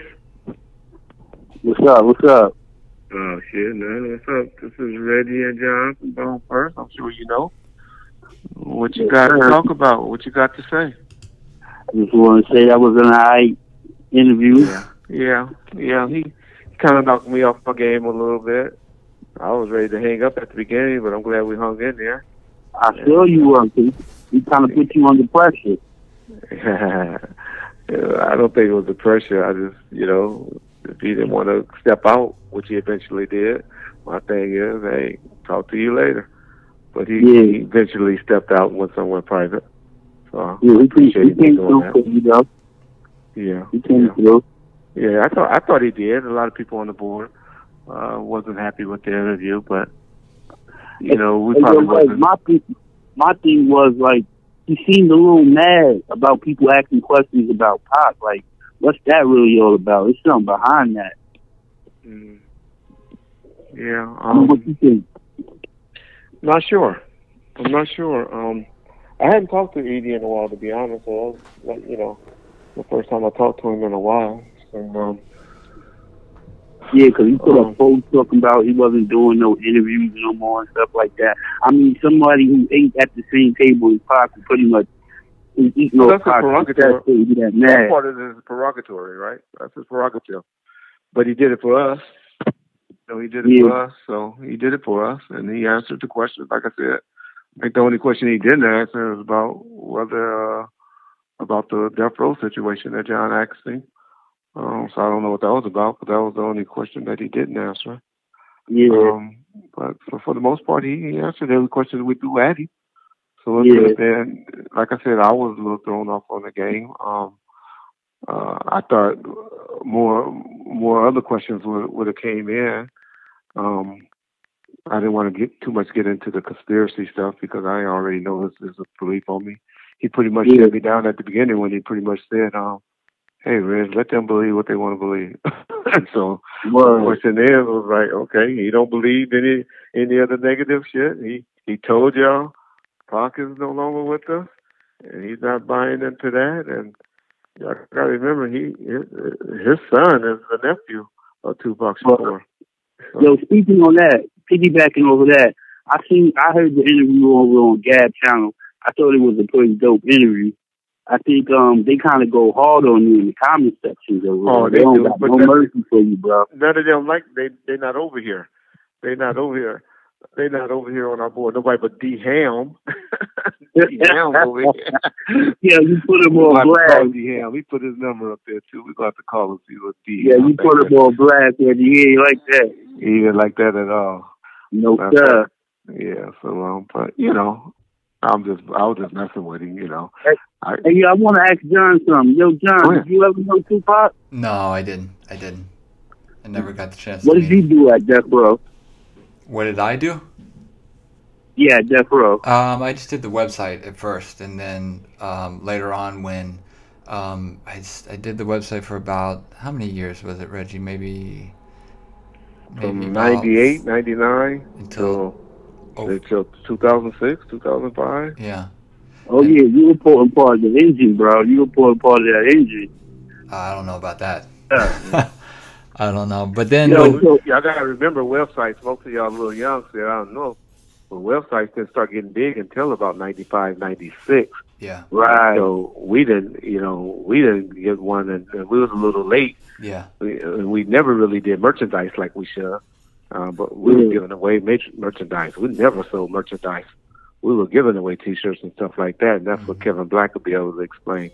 Yeah. But I don't think John was the first person to start doing a website for us and stuff like that, and that was like 98, 99. And so, websites is not like as common as, as they are today, like they were in the late 90s. Yeah. Let me ask you one more thing, Reggie, then you can do it through your own thing. I just wanted to know, why did you wanted to do an interview with Bomb1st when you really wasn't doing none with nobody? What made your link up? Who, John and myself? Yes, sir. To be honest, I've been working with John since about 2009. I just wasn't doing it as often. Right. But I did interviews with John. It was a guy named Anton Beatty that he didn't have a YouTube channel, but he had some type of board or message board. I don't know what he had, to be honest. But I did stuff with him. I did stuff in allhiphop.com magazine. I did stuff with the LA Times, this guy named Chuck Phillips. Did a few things in the Vibe. So I did things. It wasn't like I was running away from this and burying my head in it. I just haven't been doing it as much, so that's why it appears that I'm doing stuff now. But all right. One more thing. I know I said it was the last one, but this is it. Did you know Jimmy Henchman and Haitian Jack? Did you ever meet them? Neither one. Okay. Neither one. All right. That was my controversial question. I know you don't like answering stuff like that. I just want to ask. Okay. All right. Thanks, bro. We're gonna try to call somebody else. Let me see if I can see D Helm number. Call him and see what he's talking about. Let him have it. Since he believes Tupac is alive. Uh-oh. Yeah, all right. Let's talk to a cool. It's good to his mom today, because that's disrespectful. You know what I'm saying? Oh, I hate it, but Sharita been arguing with me all day. Said people have a right to their opinion. I was like, yeah, well, I ain't gotta tolerate it. I ain't gotta tolerate it. Right. All right, bro. All right, bro. All right. Take care.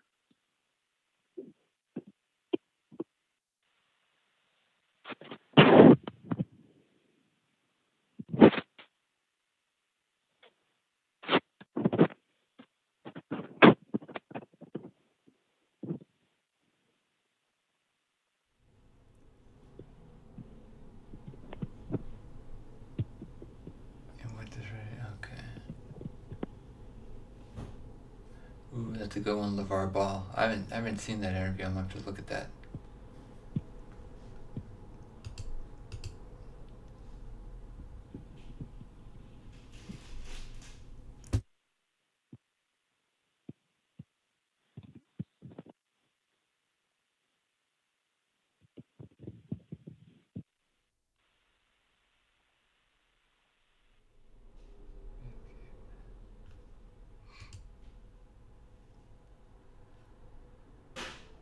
Tupac alive. What's up, baby? Hey, what's going on now? What's up, Mr. D. Helm? How you doing? I'm doing well, man. How about yourself? I'm good, brother. I'm good. Yeah. So you say call you. I guess you want to get on me for messing with you for being over there on Gal page, but I'm just messing with you because Gal's the homie. Oh yeah. Nah, man. Actually, Gab, when I first saw your video, your interview on Gab, the first one you did, that's what let me know about Bomb1st. Oh, okay. And then I went Bomb1st ever since that. I'm not a Tupac is alive guy, man. I'm just I just love pop, man. That's okay. All. And that's what we all here for. And that's what we all here for. And so that's what the community is supposed to be about. And we got away from that. I was trying to say that earlier. We got away from being what the community is supposed to be about. The community is supposed to be about getting justice for Pac. And to be honest, a real and murder rap had to get us all back on track. The 313 Live Show and murder rap had to get us back on track. See, listening to you, that's what put me on the rail. So it's just like I just been, going all three. You know what I'm saying? I even, unfortunately, I even checked out the J Mix guy, because y'all was talking about it. So I just wanted to see what the client was saying. See, that's why they tell us. That's why they tell me to shut up talking about him, because that makes people go over there. Oh no, I mean, I don't believe nothing you say. I just, wanted to hear it for myself, man. Yeah. Because I believe you got to listen to your enemies too to see what they talking about. You know what I'm saying, to make sure you stay on point. Yeah. Yeah. Hey, will somebody tell me in the comic section, is JMX making y'all pay for the interviews? Because I noticed he in the Patreon, I noticed he pulled down a lot of videos with me with him and RJ talking about me. I'm trying to figure out what's his motive. If he's just trying to really have a peace broker, or if he's making y'all pay for it, or if he got something going on, or if he's gonna re-put them up and retitle them and make y'all watch them again so he can make some more money off of it. I'm just really trying to see what he's trying to do, but hopefully he just pulled it down because he's just like, okay, enough of this BS. I'm really hoping so, and if that's what he did, man, hats off to him. Hats off to him. I'm still here. I'm still on. Hey, Reg. Yo. Yeah, I was I've had a lot of questions over the years, man, but y'all are pretty much, answered almost, everything I've ever wanted to know. That's why I appreciate what y'all doing, you know what I'm saying? Because it's like, when I listen to you talk about, when I first heard you say, you would lose respect for Pac if he was alive and fake his death. You know what I mean?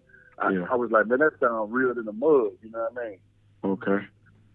And then listening to Sharitha, when she, described his, unfortunately, him in the hospital and stuff, I was like, man, that's tough. I think that the biggest thing, like, nobody ever, like when Snoop does his interviews and all these other people do their interviews, they don't describe, seeing him in death. You know what I mean? Or bad. You would have really thought that, that like the little TV show joint that had him awake or had him responsive. I've always thought that that's how he was because just of how everybody else's interviews have been over the years. Okay. Yeah. Yeah. Appreciate that. Well, appreciate that. Appreciate you saying that. Yeah. So like I said, I appreciate y'all, shutting all that, the rumors and foolishness down. You know what I'm saying? Because that's really been a big problem for a lot of people. I think. Mm-hmm. Well, cool. Yeah. Yeah. Okay. Well, cool. Yeah. JayZ 808. Tupac, biggest dick sucker. What's up, man? Hey, not Tupac. I'm so sorry. I didn't mean to say that. I meant to say JMX, biggest dick sucker. That's what I meant. I'm sorry. But easy. If he's working to bring some heat, then more power to him. As long as it ain't nothing negative, I hope he brings some good heat for the community. So hopefully that's what he's doing. As you notice, I wasn't calling myself shitting on him. I was just asking a question. I wasn't shitting on him. He hasn't fucked with me in a while, so I'm not gonna fuck with him until he fucks with me. So that's all I meant by that, easy. So I know you're gonna go back and report to the master, but yeah, just saying that's what it is. All right, well, it's cool. Well, let me call. Red, one more thing. Did you ever, you and Rail, did you ever divulge that secret that you was holding? Not yet. Okay. Well, I'm listening out for it, man. Like I said again, I appreciate everything, and I'll let you get on to the next caller now. Okay. Thanks, bro. No doubt. Hit my jack. All right. We're going to hit you, Phone TV, then I'll hit you, Jay. All right. All right.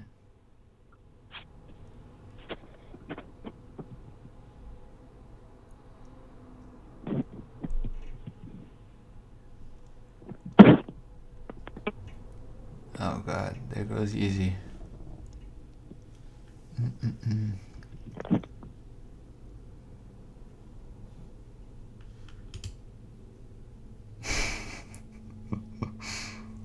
Johnny Coop lets him have What it. up? Bo Neal, how do I say that? Bo Neal TV? Bo Neal TV. Bo Neal TV. What's up, I Bo know, Neal TV? I know it sounds funny, but my friend Tone Bone and one of my crazy friends started saying Bo Neal. Okay, So, well, where 267 area code? Where's that at? 267. It's really I'm in 610. It's Chester, PA. I'm like 15 minutes away from Philadelphia. Okay, Philly. Oh, okay. Philly in the house. So Yeah, the way that's- you asked go ahead. the question, you said that to Edie, you said that they told you to get down, or who was going to shoot you, the guys that shot Pac or the cop. Edie replied he was talking about the cop. You didn't specify who asked you to get down, like who asked him to get down, which was Pac. That's what he said. Correct. And in the video I seen, he said he smoked Tupac ash. And then right after, I said that. I said that as well. I put that out in some earlier interviews as well. So what I know was the that, point? I know that to be a fact. I was one of the first ones to put that out because my guard came back mad. Well, Yeah, pretty but much in mad. the same interview, he said we found out it wasn't Pac's ashes. Well, who That's knows what what I- the mother did? Let me clear that up. Who knows what the mother gave them? They thought that they were smoking the ashes. They may have caught some heat behind that, and they may have started backtracking from that. But she called me about 10 times wondering what my guard was with the with the ashes or the urn containing the ashes. And I was rushing my guard up, but he had got held up at the airport because he didn't declare them. I guess whenever you fly in the airport with some ashes, he had to fill out some paperwork or something like that. So he was running a little behind. And so my guard, when he came, he was like, man, they sitting around there waiting, because they want to smoke him, smoke some of the ashes because they said they want him to always be with them or something like that. But, And, but what would you think would have been his explanation? Would he said he don't know what they gave him, or I think the heat, catching the heat for exposing that.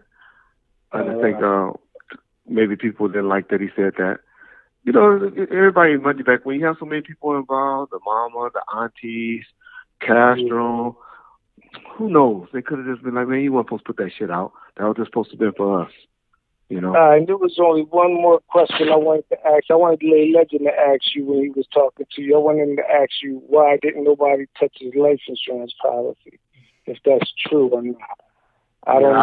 I asked my historian, I don't know if you were there earlier in the show, Kenneth McLean, what was up with that, because I've been getting asked that on Lay Legend and Gal's station or channel from their people. And so I asked that of them, and they told me, guy that I trust, because I don't know anything about it, he told me that was just rumor or hearsay. So you can hear Kenneth McLean up there, and he'll talk to you about it. I just wanted to say, the other thing I wanted to say, man, I said it to you before in the comment, man, you're a legend. You was a part of the biggest rap record label that I loved back in the day. That was my favorite rap label, and group, and Snoop, Pop, all them, the Dogg Pound. That was my favorite CDs that I bought, and I enjoyed talking to you, man. Just bless you, and I hope everything goes right with your case, brother. Thank you, man. Appreciate that. All right. All right. Oh, Yeezy 808, you talking shit, dog, and I was trying to give y'all little bitch ass. I know you still fucking Sharita, though. I know you hit Sharita, though. Why you have to say that, man? I know you had to. I'm not trying to be disrespectful, but you had to, man. That's my homegirl. Yo, it's too much. It's too much.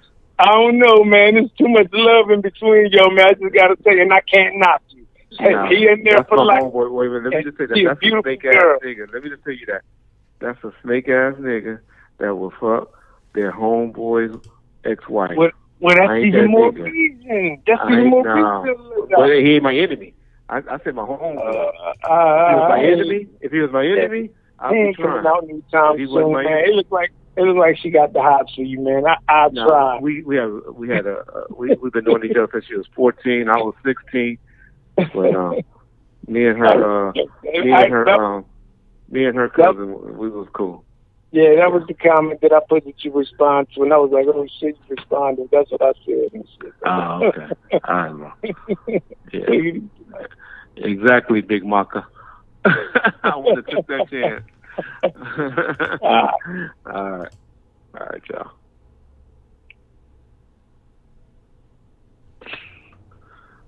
That's what you subject yourself up to when you open up the line. I wish Yeezy would put his number on there so we could call him, but I know I wish Yeezy would put his number up there so we could call him, but I know he just likes to talk on the internet. I don't even talk to busted ass niggas. He's a buster. He wouldn't put his number up there. It doesn't matter. He sucks another man's dick. What the fuck I want to talk to a nigga that sucks another man's dick? Yeah. That's JMX's biggest dick sucker ever. Hide on the keyboard. Somebody that want to suck his dick even more. This thing when he lifts in his mouth, he ain't getting nothing but a whole bunch of... Your shit's breaking up, Reg. Oh. There you go. So he ain't gonna get nothing but a bunch of nut in his mouth when there's a nut in his mouth. Bitch ass nigga. Alright. Yeah, he got quiet now. All of a sudden, he has something else to say, which is what I figured. A little bitch, that's why. Okay, who else? Did we call Freedom on? I thought we called Freedom on TV. Not today. I don't know if we called them before or not. I can't remember. Oh, that was Bone. No, that was Bone Neo TV. Yeah. All right, we'll call Freedom on. Hold on. Okay.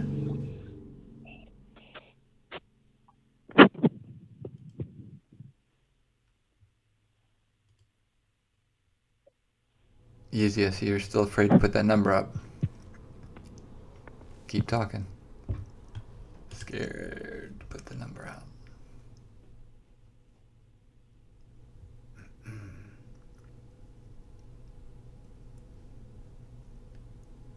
Easy. TV. Hey, what's up, y'all? How y'all doing, man? Man, no, goddamn Yeezy 808 that made me lose my positive energy. I was supposed to be trying to have positive energy. Hey, and that's what I wanted to reach out to you, man. Keep your head up, keep your spirit right, you know what I'm saying? And get ready and knock that out, you feel me? Do all your rituals and all that, get the vibe right, you know what I'm saying? Go up in there and fuck with some folks, man. You're right, dog. You feel me? So, yeah, all that shit is cool, but real life shit. So that's what I wanted to reach out and tell you. And I'm one of them people that believe God and devil is in the same space. So just in case if it don't, you know, just that shit right, man. We continue to support like we always do. Yeah. Oh, I'm going to keep my head up high through the whole process. You got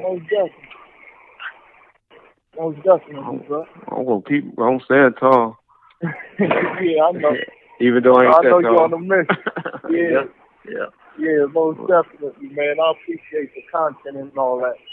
I appreciate you and appreciate all your support, man. And I know that you're always checking in on both channels. You know, you check in with us. Whenever I can, man. Yeah. You know what I'm saying? Whenever I can. And if I could, let me ask you something, right? Okay. How do you feel? Do you believe it's like a shock value when people try to assassinate the homie character? Or do you feel as though it's like an agenda behind it? Or do you think motherfuckers just be saying shit because they know it's going to get the attention and all that? You know, I'm finding out some of them really do believe that the negative shit. Okay. I'm really finding out that, I mean, you know, I've been talking to lay legends lately and stuff like that, and I really believe they believe that shit that they pushing, dog. I don't believe No, I'm not talking about as far as about like when like regular people, whether they be rappers, bloggers, when they start to assassinate the character, like he wasn't this or he was that. Yeah, you know, attention. You think it's agenda or seek attention? What's that latest little young dude that's been talking shit lately? Lil Xan or Lil? Yeah, not Lil Xan. It was a black dude that was just talking crazy. Oh, you talking about Greedo? Greedo. Yeah, I think, you know, niggas like that, they were so young, they don't know he's doing it, but now we're talking about him. You know what I mean? Yeah. We're talking about it. So I believe a lot of my boy Whack 100. I don't believe he believes most of that shit he be saying. So it's just for attention value. So exactly. To get YouTube things over, because they don't realize you get paid. You get paid if you get so many people following you. And that's sad, bro, because that's one of our heroes. We should hold that man into the highest of esteem at all times. Yeah. So just for views and a few clicks, you know what I'm saying? That's what I believe. Yeah, that's weird. Yeah. But yeah, I ain't gonna hold on too long, bro. I just want to wish you the best. And that was a great idea. I think y'all should do that if my opinion matters. As far as with the visuals, as far as like doing more visuals instead of the audio, even with yourself. Like, you know, take people through your process. Yeah, we have to step our game up. You know, when we step our game up, and you know, once I know my future, we're gonna be doing a lot more of different things. We're gonna be doing a lot more, especially on the music side. Definitely on the music side. That's what we're gonna really turn into, trying to find us a hell of an artist or a hell of a compilation. We're gonna definitely do that, and then you know, also let some artists come on and debut their music and stuff to the community first. Yeah, I know. I appreciate it last time. You played a few joints from us, so I appreciate that. You know so we're definitely gonna hit up on that side, and let me just see what's going on. You know. Yeah, you're gonna be straight, man. You know, the universe work right. If you clean, it's gonna work right. Okay. Well, I appreciate that. No smut. Yeah. Stay blessed, man. All right, man. You too. Mm-hmm. Yeah. No problem, D-Ham. Kind of mad at CPOC first. Why you going at this talking about Kevin Gaines, man? What did he say? What was up with that? We call you and talk to you. Then you gonna say, I hired Kevin Gaines. After I done told you 100 times I ain't hired Kevin Gaines. Why would we hire Kevin Gaines? But it's all good. C-K. Pac first. Maybe you didn't mean it like that. Maybe I took it wrong. All right. Jay Geiner, we're going to call you, and then Mr. Bruno, we'll call you, see what you're talking about. Hope it's all good, because I don't remember seeing your name, so I'm kind of scared of you. But we'll see. Hold on. Deuce Times, what was your question? Say, if you type it up again, we'll try to answer it.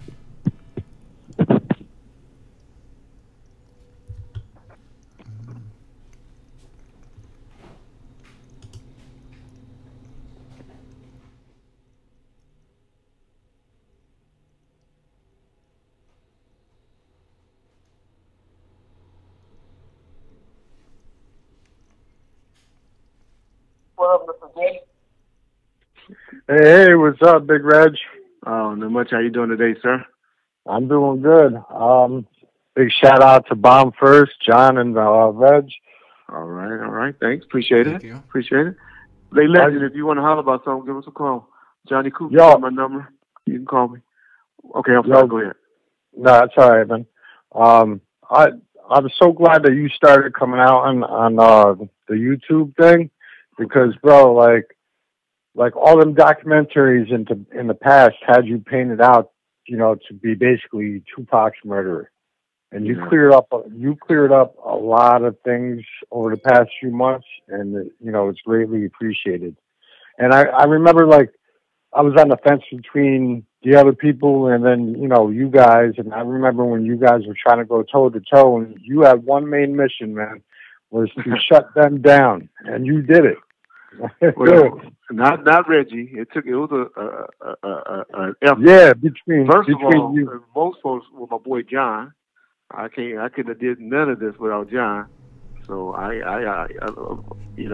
take John for granted and never That's give true. him his props. No, I'm just kidding. But but you are a lazy fuck. But hey. I take him for granted, and man, without John and his partner, what's your partner name? The nigga that like to post those old videos and shit. Omar. What's his name? Omar. Yeah. Without their platform, I wouldn't be able to do this. Secondly, my boys at 313 Live Show. Yeah, hell yeah. Being there helping me. Him and his crew with D Block and Jersey Deep and all of that. And then DJ AG. I never give him his props, but that's a big supporter. And he's been helped out a lot. And he helped me. And now, you know, with his team, Tavo and Kenneth McLean and all of them, and even Michael Dorsey. But the main thing is now with this new coalition that we got with Gab and Lay, we're going to just even get even stronger, I think. We're putting the word out of the nonsense, the bullshit, you know, just put out the correct things, you know. We ain't going to get them off of that Tupac Alive stuff. That's unfortunate. But at least we'll get out content and the right story and just not negative shit. You know, there's going to be a lot of things. This community is going to disagree with me and be like, oh, he's wrong about that. And you're probably right. I'm just trying to speak on what I know or what I heard or what I can remember and not just throwing out bullshit.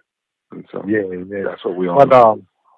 What I wanted to say, though, about the EDI interview is, you know, like as a fan of Tupac and the Outlawz, too, you know, like, it's just, they were given the game handed to them, you know what I'm saying? And, like, they didn't do nothing with it. And then, like, for EDI to sit there and say Storm's not, like, an outlaw, and, you know. He didn't really say that.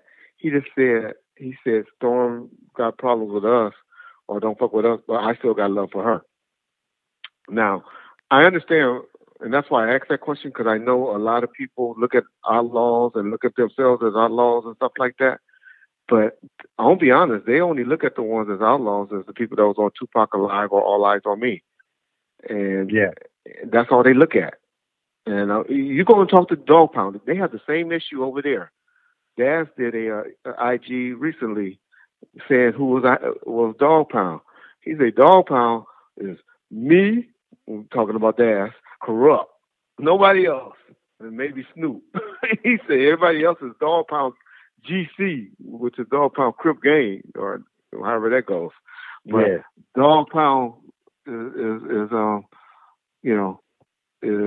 Dogg Pound is Daz and corrupt, really. And that's all I really believe Edie was trying to say. Was Storm on Still I Rise? No.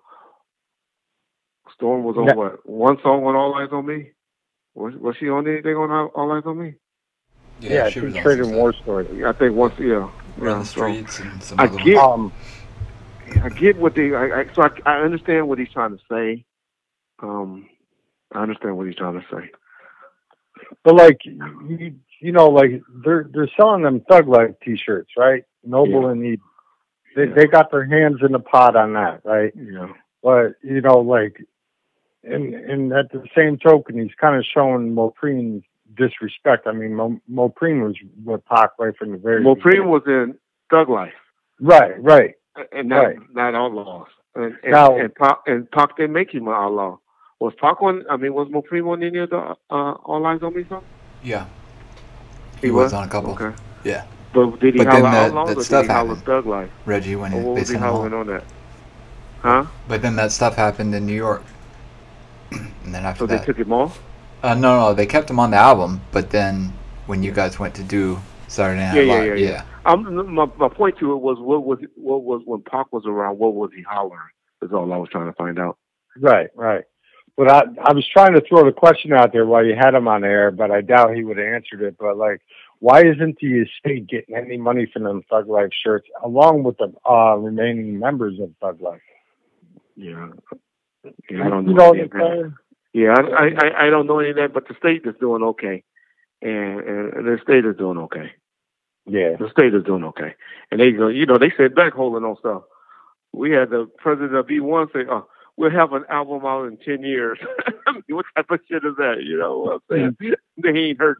But I did talk to Molly about a week ago, and they're working on a documentary, and they're working on a book. And so that's what the estate is working on right now.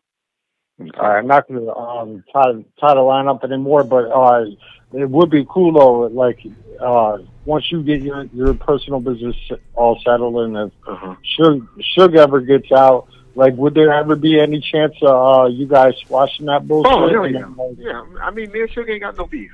Me and Suge, I just stopped talking to Suge, and I thank God, because I probably would be in the position where his fiance is now, and if I wouldn't have, because the shit that she was talking about, we were having conversations about.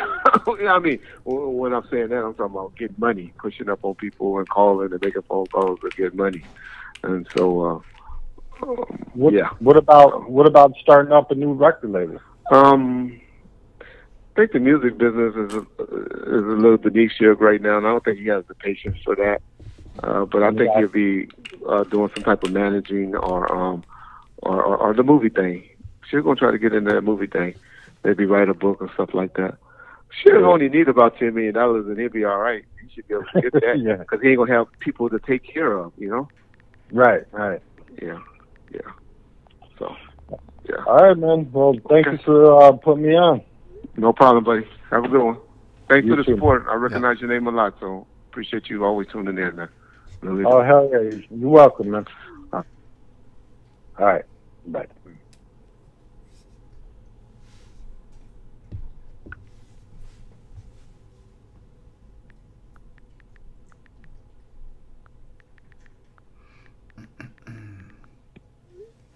All right, who are you gonna call next, Reggie? Did you have somebody or? Actually, how we're looking on numbers, is people tuning in or tuning out on this About show? 210 people. Oh, okay. Yeah. Okay. What you was about to ask me? No, I was just gonna ask if you. Here comes this big old Johnny Coop caller. Oh, okay. Go ahead.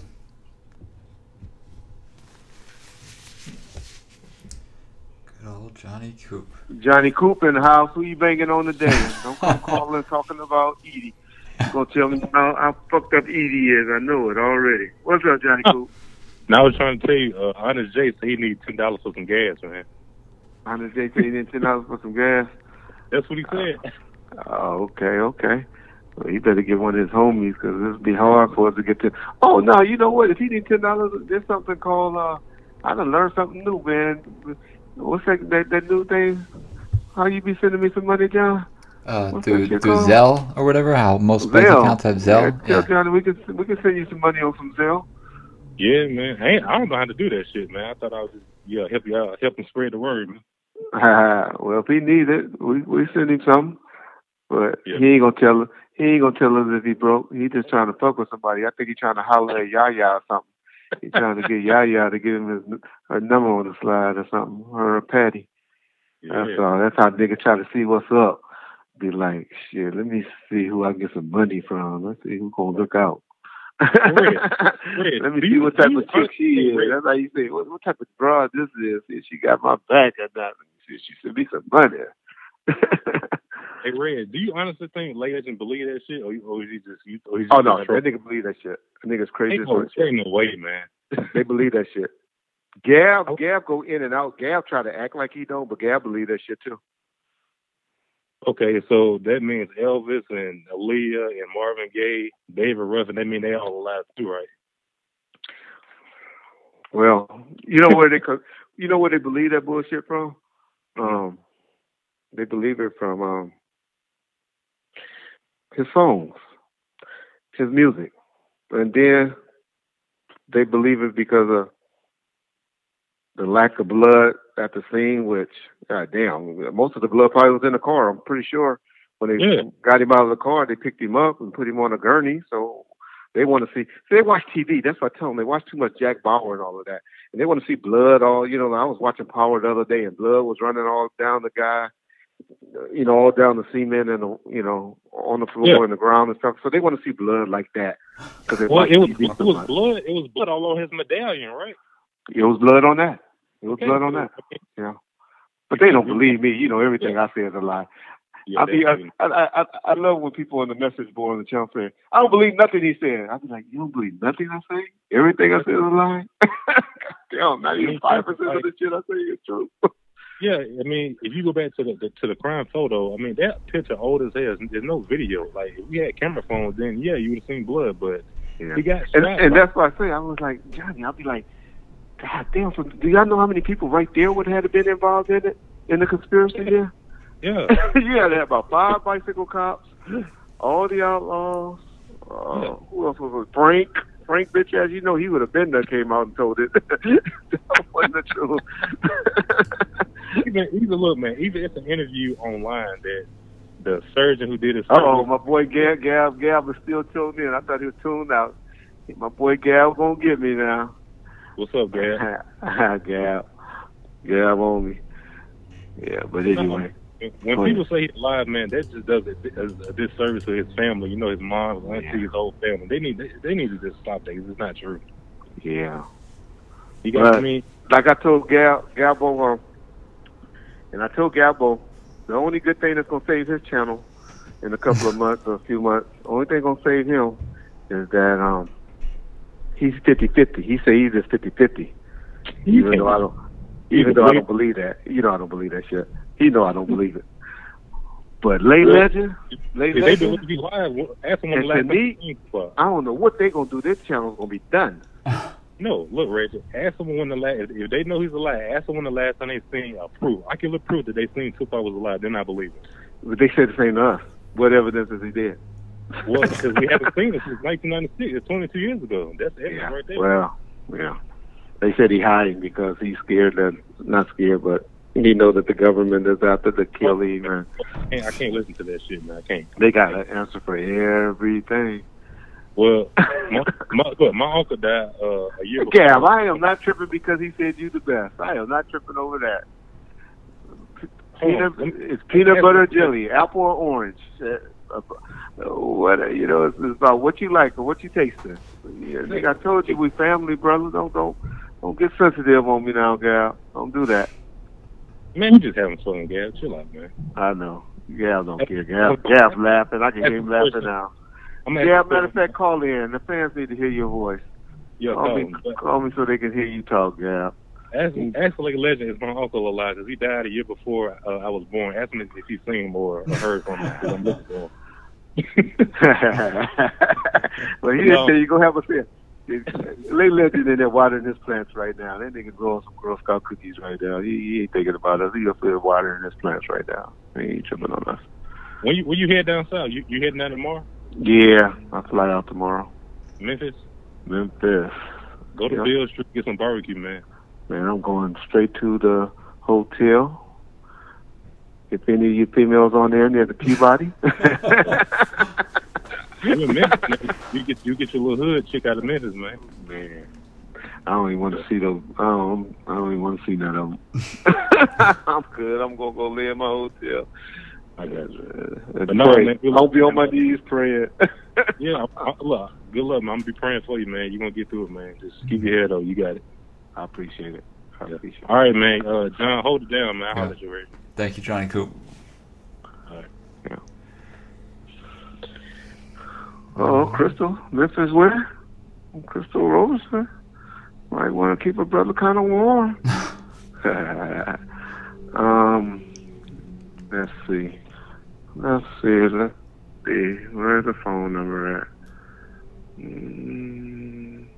All right, so cool. I guess we good. Everybody, we done talked to everybody. Mm-hmm. Okay, so, well, Johnny did his homework, so we can't play no music. All right, Robbie Blue. Right, Robbie Blue, I thought you were sending that to somebody else. Have we been over a long time yet, John? Are we right at about 2 hours? We're right at 2 hours. Yeah. Well, we might have to go and edit some of this video anyway while I was talking shit about putting the ED number out. I'll never get another interview. Yeah. Niggas gonna be changing their number. Niggas be like, oh no, man, we ain't giving you my phone number. You talking about putting our phone numbers out on the internet and shit. I wouldn't have did that. I was just talking shit. You think I would have did that, John? No, I don't think you would have. But it was funny because you said that right after I'm on my positive thing today, and then immediately it went to that, and I was like, oh no. Yeah. He was trying to call me. I didn't even realize it. I thought it was me calling him. So Oh, gotcha. He was probably pissed off too. Blue. He was probably pissed off because he tried to call about 10 times and couldn't get through. I don't know. No, I'm talking about Edie. Maybe Edie was frustrated. But he had something else on his mind. Yeah. He had something on his mind. Shit, you catch me on a bad day, I don't want to do anything either, so I understand. Everybody's like that. That's about twice a week? Yeah. Twice a week for you? Nah, not twice a week. I called John one day, like, I'm at work. I did say I was joking. Hell, you listening to these niggas on you done became a keyboard gangster. No, I told you I was joking. You're like, oh, my bad, call me when you get on. It's like, no, I'm just kidding. I was just stepping out anyway. I can't be disrespectful. Oh, let's call Robbie Blue. Okay. Gab just texted me. He don't want to talk to y'all. He said there's too many of you anti-Tupac Alive people. Oh, okay. Oh, he said I can't talk to y'all. He said people on my channel will be mad at me. All right. Hold on 1 second. Okay. All right, I'm going to call you Robbie Blue. Hold on. I did do the I'm at work, but it was in a joking way. Let's see. Steven Marquez, you missed about the entire show, Steven, but it'll be up in a minute.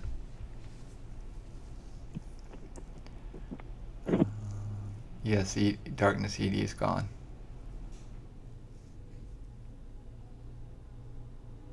John, can you ask him about... Ask who about Idol Joe? Trey.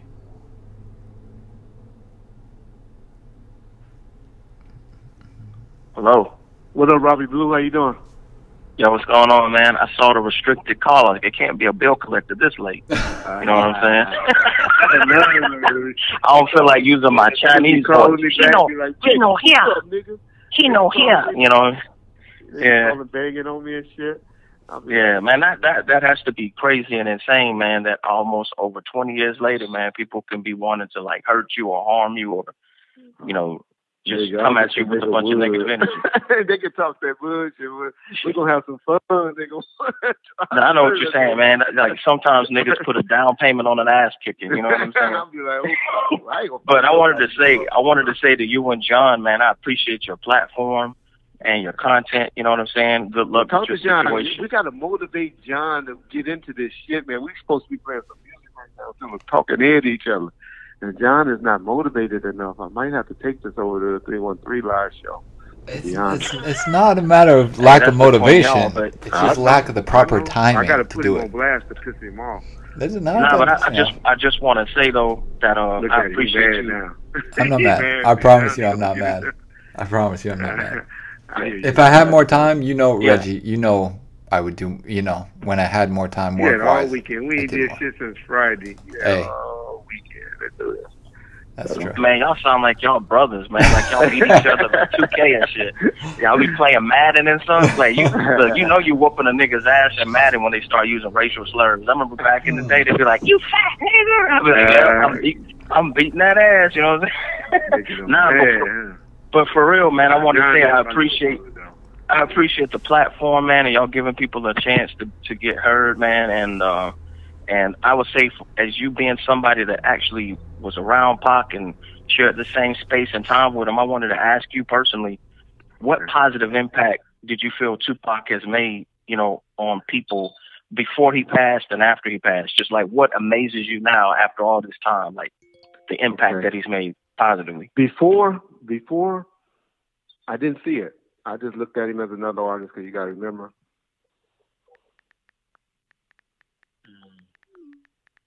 You say it's Gab time. Don't you mean it's Sam's time, Gabo? I'm talking to Gab right now. But anyway, so before I didn't see it. I just looked at him as another, rapper or an artist or something like that. I'll be honest. I look at Snoop. You got to remember we had Snoop, we had Dre, we had all those. So, and I hated the groupie type security guard. And so I'm just talking about me. Now, I saw the impact that he had on people, where people wanted to be with him. But, you know, be honest, niggas only wanted to be bothered with the girls. If some dudes would have walked up to Pac and stuff in the club and be like, hey, you'd be like, all right, and gave him the nod, the head nod, and all that. But those niggas was trying to peek. They was trying to peep out. They were trying to peep out the weed man and a nice little female. You know, and so you might wouldn't have liked them if you met them in a club or something like that. Because you might have been like, I can understand, because he's a human being and people get overwhelmed. And that's what I'm thinking, even with Edie, like, people forget he's a human being. He only got so much of himself he can give. And he's got love for Pac, but you're getting interrogated by people, too. I could only imagine. That's why, social media is an animal now, man. We got a bully culture now. Yeah. You know, people will bully you into the ground, you know. So that's what I always wondered. So what you're saying is the Pac that we heard on wax was a little different from the Pac that you saw in person. That you was asking about my experience, you know. That's what I mean, from your personal experience. And believe me, I got love for Pac. I'm just saying in general, like, sometimes we get caught up in the persona that we see. But just speaking for myself, from being somebody who's been a fan of Tupac and listening to his music, when I say I have love for Tupac, that basically means I allow somebody to have influence over me temporarily, you know what I mean? Just to invade my private space and impact me emotionally. And I would say with his music, that's probably why so many people are so passionate after all these years, because whether they realize it or not, you gave somebody permission to invade your private space and influence your thinking. So what I'm saying, these many years later, when I see this younger generation with cats, you know, with Sideshow Bob, hair dye in their hair, you know what I'm saying? Niggas with rhinestone flip flops, you know what I'm saying? Talking shit. It's like, whatever. Niggas got a romper on talking about they gangstalicious, you know what I mean? I don't know, but I respect this generation because, niggas is clever. They do their own thing or whatnot, but I feel like the artists who have been honest throughout decades, it could be the OJs, the Temptations, it could be, you know, Michael Jackson. You could just feel the passion in the music. So for me, I feel like he put his passion, he allowed himself to be vulnerable and honest in his music. So that's all I would say without talking your head off. And being that you're somebody that rolled with that crew, you know, it's an iconic label. You know, I just appreciate the opportunity for you to allow me to get my music played. To me, that was huge because I know that, you know, it can be like the Apollo, man. The Sandman can come out real quick. You know, niggas ain't gonna care about your feelings. I compared you to I think the modern day artist right now of Kendrick.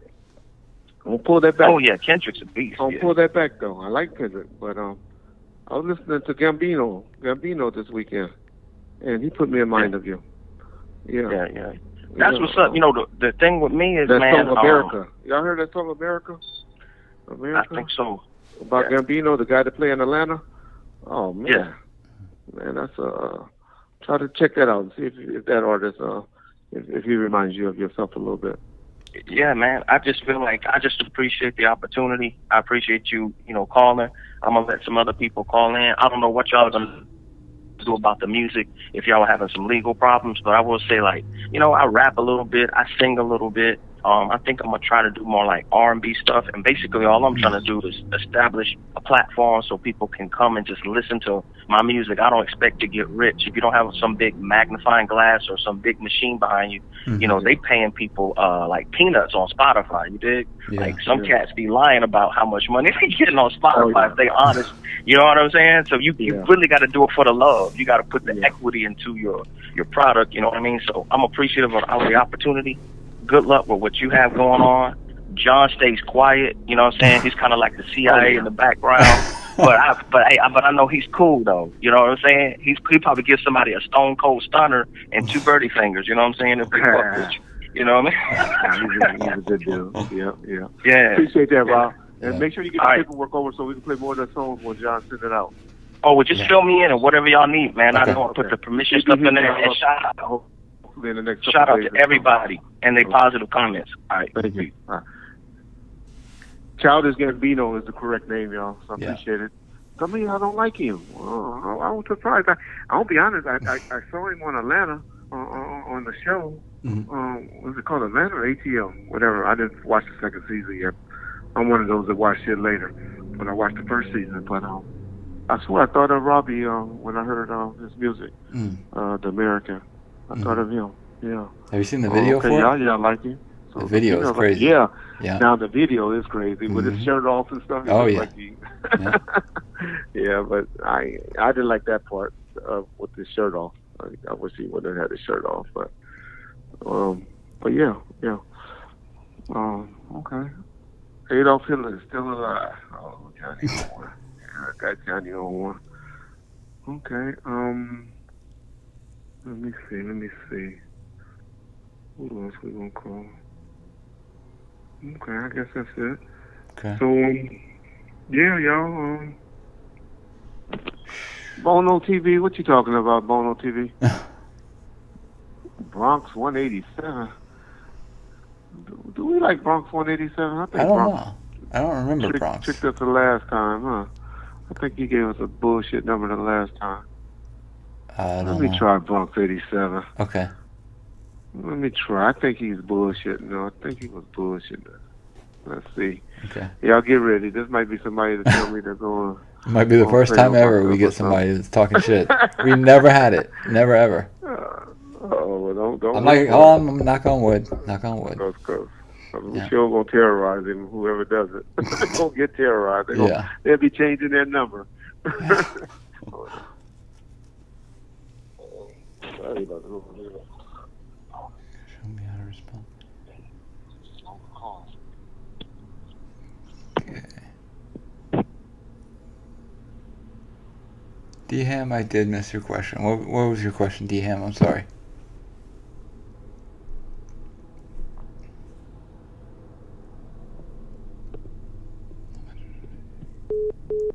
Oh, there he goes, hanging up on me. Let me call him back before he calls me and his phone gets staticky.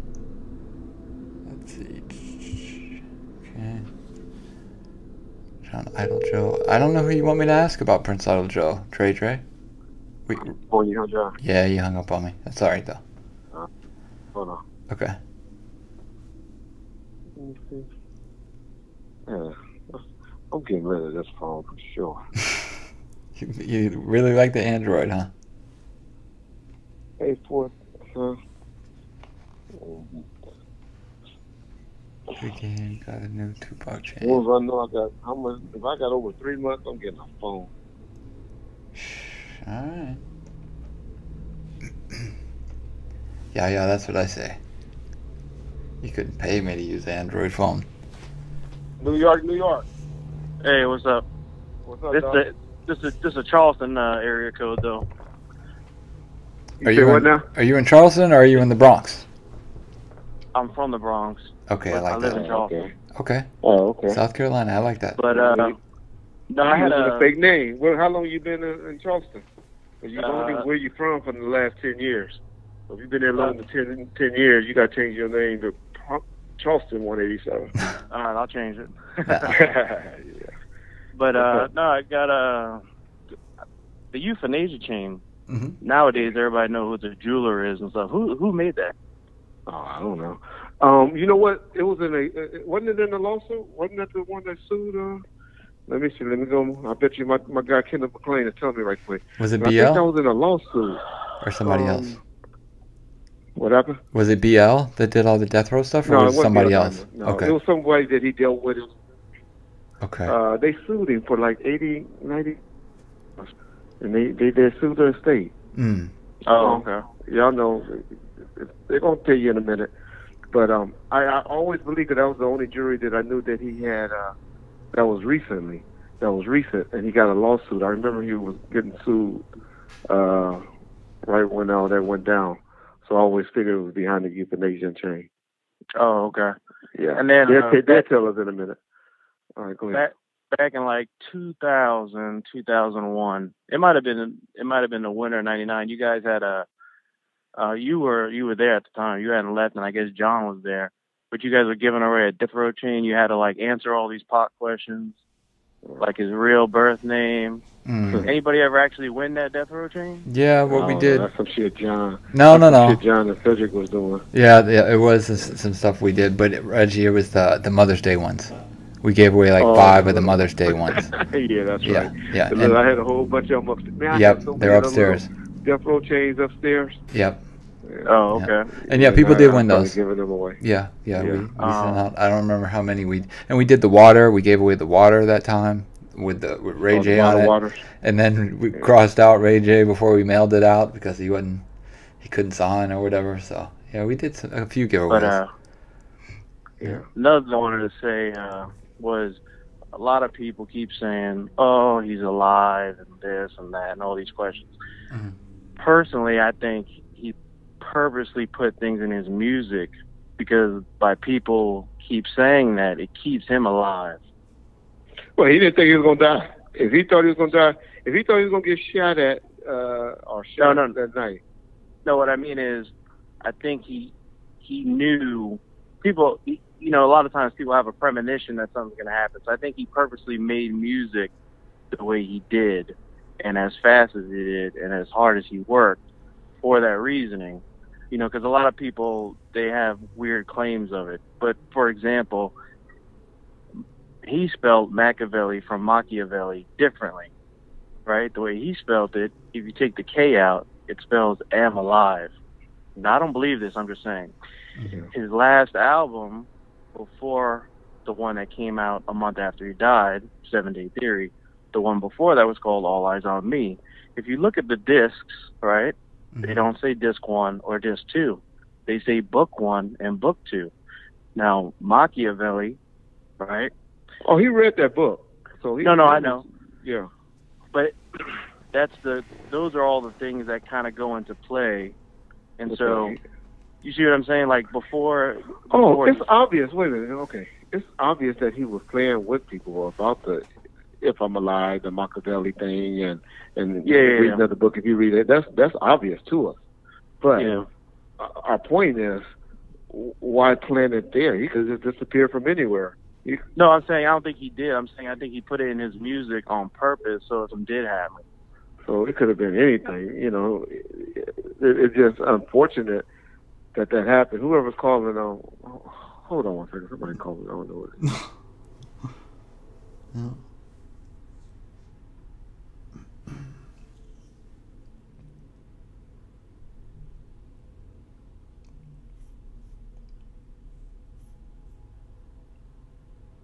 Hello? Mm-hmm. Yep. Oh, so who still is? It's Sean. Yeah. Okay. Yeah, go ahead. You know, I've watched a lot of these documentaries and stuff, and then the one was it had Harry O's wife in it and all that stuff. Mm-hmm. She got a percentage. She won a case, didn't she? She won a judgment. She got money, or she won a judgment. She won a judgment. Yeah. Mm-hmm.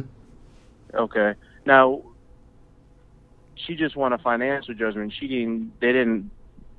Him or her didn't get no access to any of the music or correct under whatever company they had at the time. She just won like a $100 million judgment or something like that, which forced Death Row to go into bankruptcy. So she didn't get any ownership over the company, but it put it in such a financial peril that it had to go into bankruptcy, and then that's how Suge lost it. But no, she didn't get any music or anything like that. And then another thing was, have you guys seen the trailer for City of Lies? I haven't. Based off of Russell Poole's book? Well, Reggie saw it. Yeah, he spoke on it. It looks really good. I haven't seen it. As soon as the show's over, I'm going to go watch it because I've heard nothing but good things about it so far. So I'm curious to check that out. Yeah. In relation to that Unsolved USA show, I didn't finish it. I think I have one more episode to watch. But it was pretty good. But my issue is, it comes from the perspective, like Greg Kading has something to do with that show. And if you notice that show and you compare it to real live interviews of Russell Poole, they kind of in the show make him like like he was kind of crazy, or he had somewhat of a mental breakdown or an issue, which he might have. But when you listen to him in other interviews or interviews he even had with J Mix's channel, if you listen to those interviews, he always seems calm. He always seems collected. He doesn't. He seemed like he had a certain belief system. That's true. You understand what I'm saying? Yeah. I I don't know. I think maybe compared that to it was. I think it was dramatized to show, to physically show the obsessiveness that he had with the case, and just to show that this was a person who couldn't let it go, you know, and maybe or they physically couldn't, or wasn't open to other ideals. Yes. He just wanted to stick with one ideal. That was the main thing. That was the only problem that they always had, is that he wouldn't let the one ideal go. Mm-hmm. Yeah. That he was just going down one rat hole. When you, as an investigator, you're there to hear all options and all theories, and you're not only there to prove somebody's guilty, but you're also there to prove somebody else. I mean, you know, you're there to prove somebody is just as innocent as they are guilty, mm-hmm. as a good investigator. Yeah. Yeah. But all right. Cool. Well, I Cool. appreciate it. No problem, Bronx 187. And the Edie thing, I think he's done with Pac questions, because if you think about it, anytime any of the Outlaws were ever in interviews, that's always the first question. Yeah. And they kind of never got their chance to break out on themselves, whether that's their fault or not, I don't know. But well, it could be that, but we caught him on a bad night, and he Mm-hmm. admitted, and you can hear it. So Yeah. we caught him on a bad. We caught him at a bad time. All right. Well, good luck with your case and everything. Appreciate it, Bronx. All right. All right. Bye. All right, CK is back on the phone. Okay. Yes, sir. You know Let it. me call him out. You ain't gonna let me call him out. No, sir. I wanted to No, know sir. why would he type in? He type in Reggie hired Kevin Gaines. I hate when people say Reggie hired. Say Reggie, did you hire? you don't supposed to say Reggie. Right. Reggie You're hired. right about that. You're right about that. I just want to clear it up with you. Like, I just want to know did he really work with Snoop Dogg? Like, that's all I want. You know, was he that security guard for the one day? Sarita admitted that she wasn't for sure if Kevin worked it, but he hired 3 or 4 of his friends, and she believed that he worked it, but he wasn't for sure at a family reunion picnic that Snoop had one time. Right. And that was the only time. And she's been scandalous doing that. Yeah. Without shit will, but that was her dude. That's what she was with at the time, so she was just looking out for him. Right, and I thought that was a question that would help clear your name, Reg. That's why I was putting the question out there. Yeah, well, I didn't answer that 1,000 times, and I didn't know what he was there, and I always try to say, what type of sense do that make? Man, if I would have been hiring guys to work and paying niggas money from Shiv's money that was fucking his wife. Right, that's what I'm trying Brothers, to say. though, we don't get down like that. I just white folks when I say white guys, but I'm pretty sure they don't like that shit either. But I know we don't like that. I know we don't do no shit like that. Man, don't even do that for niggas that bitches we used to fuck 5 or 6 years ago. That was just some girlfriends. We don't want to be cool with their dudes, Exactly. Yeah, no smoke, man. I just want to continue chiming in on the channel. I threw up a little donation there just to clear the air up. That's all. That was a peace offering. No smoke, man. No smoke. All right, bro. Get back to the channel. I'm going to holler at you. All right, bro. Thanks for calling back. Right. No problem. All right, we're going to call Bonille TV back because he done hit us about 10 times to call him back. He got something to get off his chest again. And then we're going to go ahead and wrap it up, I guess. Okay. Hold on.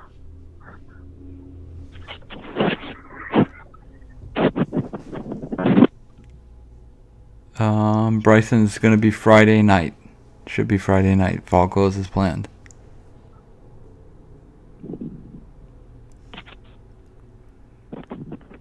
I see y'all got nothing to say about Pac's mom being murdered on the real. Come on, looking for truth. Now, alright. It's too much. Too much.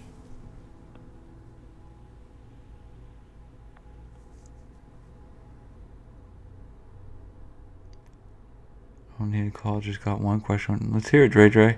I'm sure it's about Prince Idol Joe and Reggie's.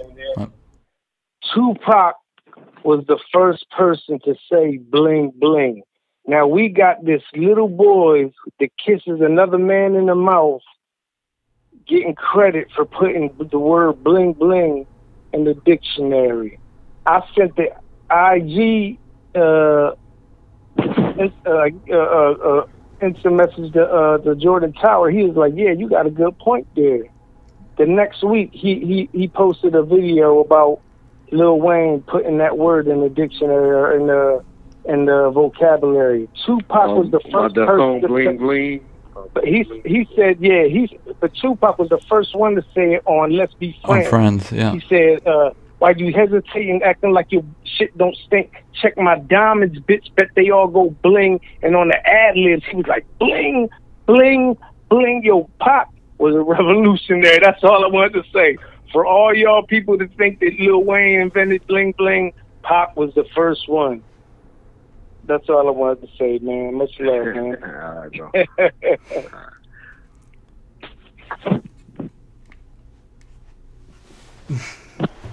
You know, that's a good idea what he just said, though, and then maybe we'll start doing some trivia questions, coming up with some good trivia answers on some things about Pop. We can learn stuff about him. That's how we learn stuff like that. A lot of y'all guys have good trivia things out there about him. And then as a community, we'll know if it's true or not. If it's something that, you know, because a lot of y'all make up some shit, too. Mm-hmm. Pac was the first one to say this. Pac was the first one to did this. Yeah. But a lot of y'all don't know Pac's real name. Mm-hmm. A lot of y'all think his real name is Amaru Shakur. Yeah. That's not his birth name, y'all. Oh, they know. Believe me, they know. Some of them. Yeah, that's true. But That's I true. bet over 60% don't know his real name. Yeah. You don't think we're family? Okay, that's cool. Yeah, we are. Yeah. Yeah, so you learn his real name. Most of y'all don't know it. Most of you guys, I know most of y'all know his real name is Crooks, the St. Pierre's Crooks. But let me say this, and I said it before. Yo, what's up with felony, fatal felony? Where you been, Sean Washington? Damn. He's no longer. He's hanging out with Pop. He's hanging out with Pop. Yeah. Why do y'all see the name TUPAC sometimes, and then y'all see the number 2 PAC? Do y'all know the reason for that? You gave that away on another stream. I said it before. Yeah. So how many of y'all know what that means? The TUPAC versus the number 2 PAC. Shit like that is what we're supposed to know. Mm-hmm. You know, if we're gonna be, and I know a lot of y'all do. Yeah, Ralph C, you hit it. Yeah. But for those of y'all that don't know, the TUPAC was for his movie name whenever he appeared in movies, and then the number 2 PAC was his rap when he did rap stuff. So I think stuff like that would be good to know. Mm-hmm. We start doing stuff like that too. Yeah. So we'll try to come up with stuff like that. Kandamu. What's the meaning of Kandamu? Jay Lamb, you know, that's why you ask. Yeah. But it has nothing to do with Tupac. See, Mac Arcades, and I know who you are, and I know what you're about. But yeah, a lot of people don't know that stuff. I say it. Most of y'all do know it. But we're just trying to educate as a community, man. So that's all. So we all know. Mm-hmm. Did you ever meet Prince Idol Joe, Reggie? This Dre guy's asked about 12 times. Prince Idol Joe? Yeah, he was a good dude. Can you talk about him a little bit? Okay. Little short guy. Yeah. I was going to ask Edie about that, but I saw the questions on there, And he was there before Pot came, right? He died right? in a traffic accident. Yeah. I thought Joe died in a traffic accident. He was a Jamaican that had, his rap name, but he mainly was the Weed Connect. Gotcha. That's why he came around. He was the Weed Connect. And he was there before Pot because he was on dog food. Oh, yeah. He was mainly hung with the dog pound dudes and stuff like that. Yeah. But he was the one that brought the, brought the smoke around. Mm-hmm. And, yep. But he died in a traffic accident. Yeah. Well, did you see him die? Because he might be alive right now. Oh. Just saying. If that's the case, I know everybody's I ain't alive. saw You know? nobody dead. That's what I'm saying. No one's dead. Yeah. That's the case. Yeah. Man, that's all. Well, my pastor always say, he say, I'm glad, I know the Bible, when God say, Nazareth, rise. He said, I'm glad that he called Nazareth by his name, because when Jesus said rise, I think all the dead people would have got up. Thank God he called Nazareth by his name. But anyway, I know that's too deep for y'all. I ain't going to be a preacher on y'all. I ain't going to get preaching on y'all. But let me just remind y'all this. I want to try to tell y'all, if y'all need to try to get into church. Look at me, I'm about to do it. Go ahead. You go to church. I go to church every Sunday. Yeah. Because that's what we're here for. And I talk about this community and stuff like this, and I got to start giving praise to God. And y'all think I don't get religious because I'm scared and all of that, but no. And y'all know I don't talk about this much, but what we're here for is to give praise to Him for And so why would I be doing all this talking to you 200 people and stuff and never tell y'all about maybe trying God and going to church and trying to get connected to a church and stuff like that. So,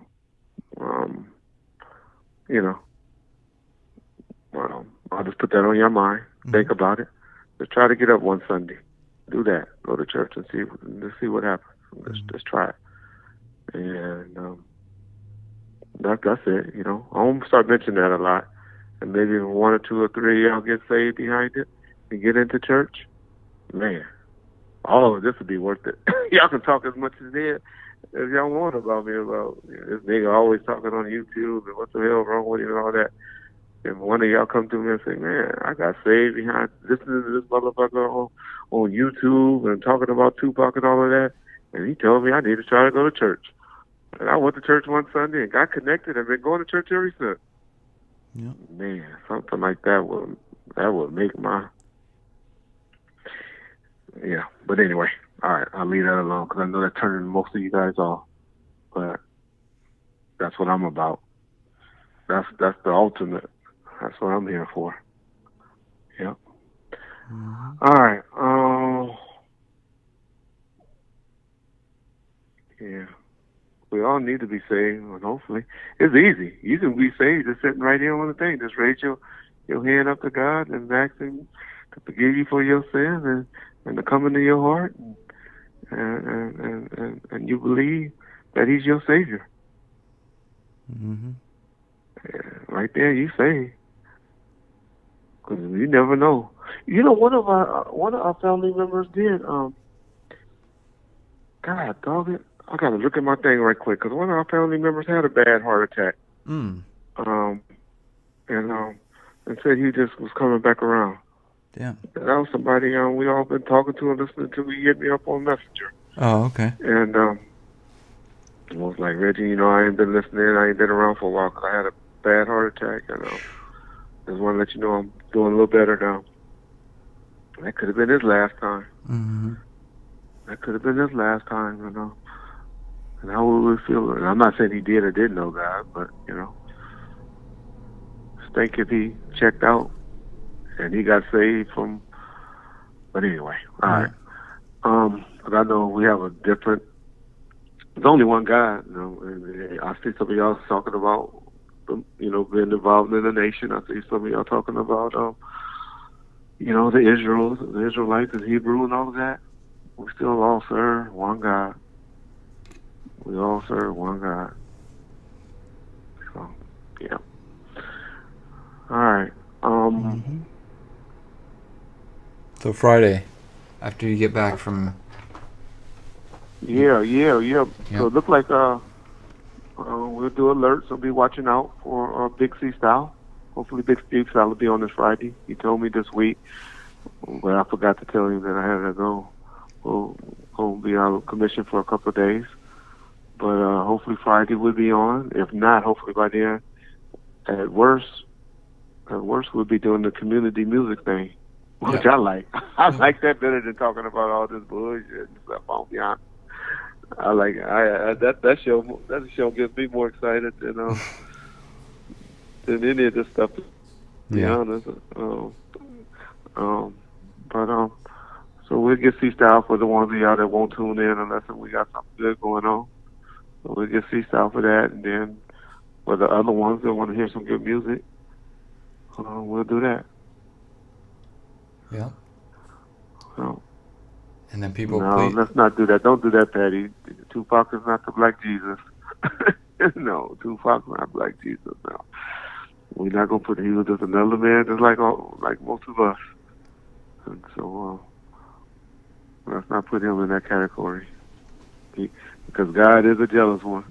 He is a jealous God, and no, we can't do that. Don't do that to me, girl. You're too smart for that.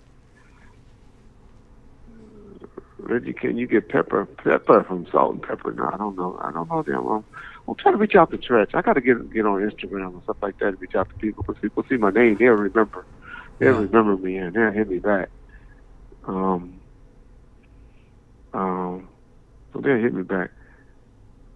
Yeah, Timmy Rue's in jail. That's what you're talking about, yeah. Black Jesus, Timmy Rue. Yeah, Timmy Rue in jail. He kind of doing worse than me. He got a little bad case on some bullshit. Yeah.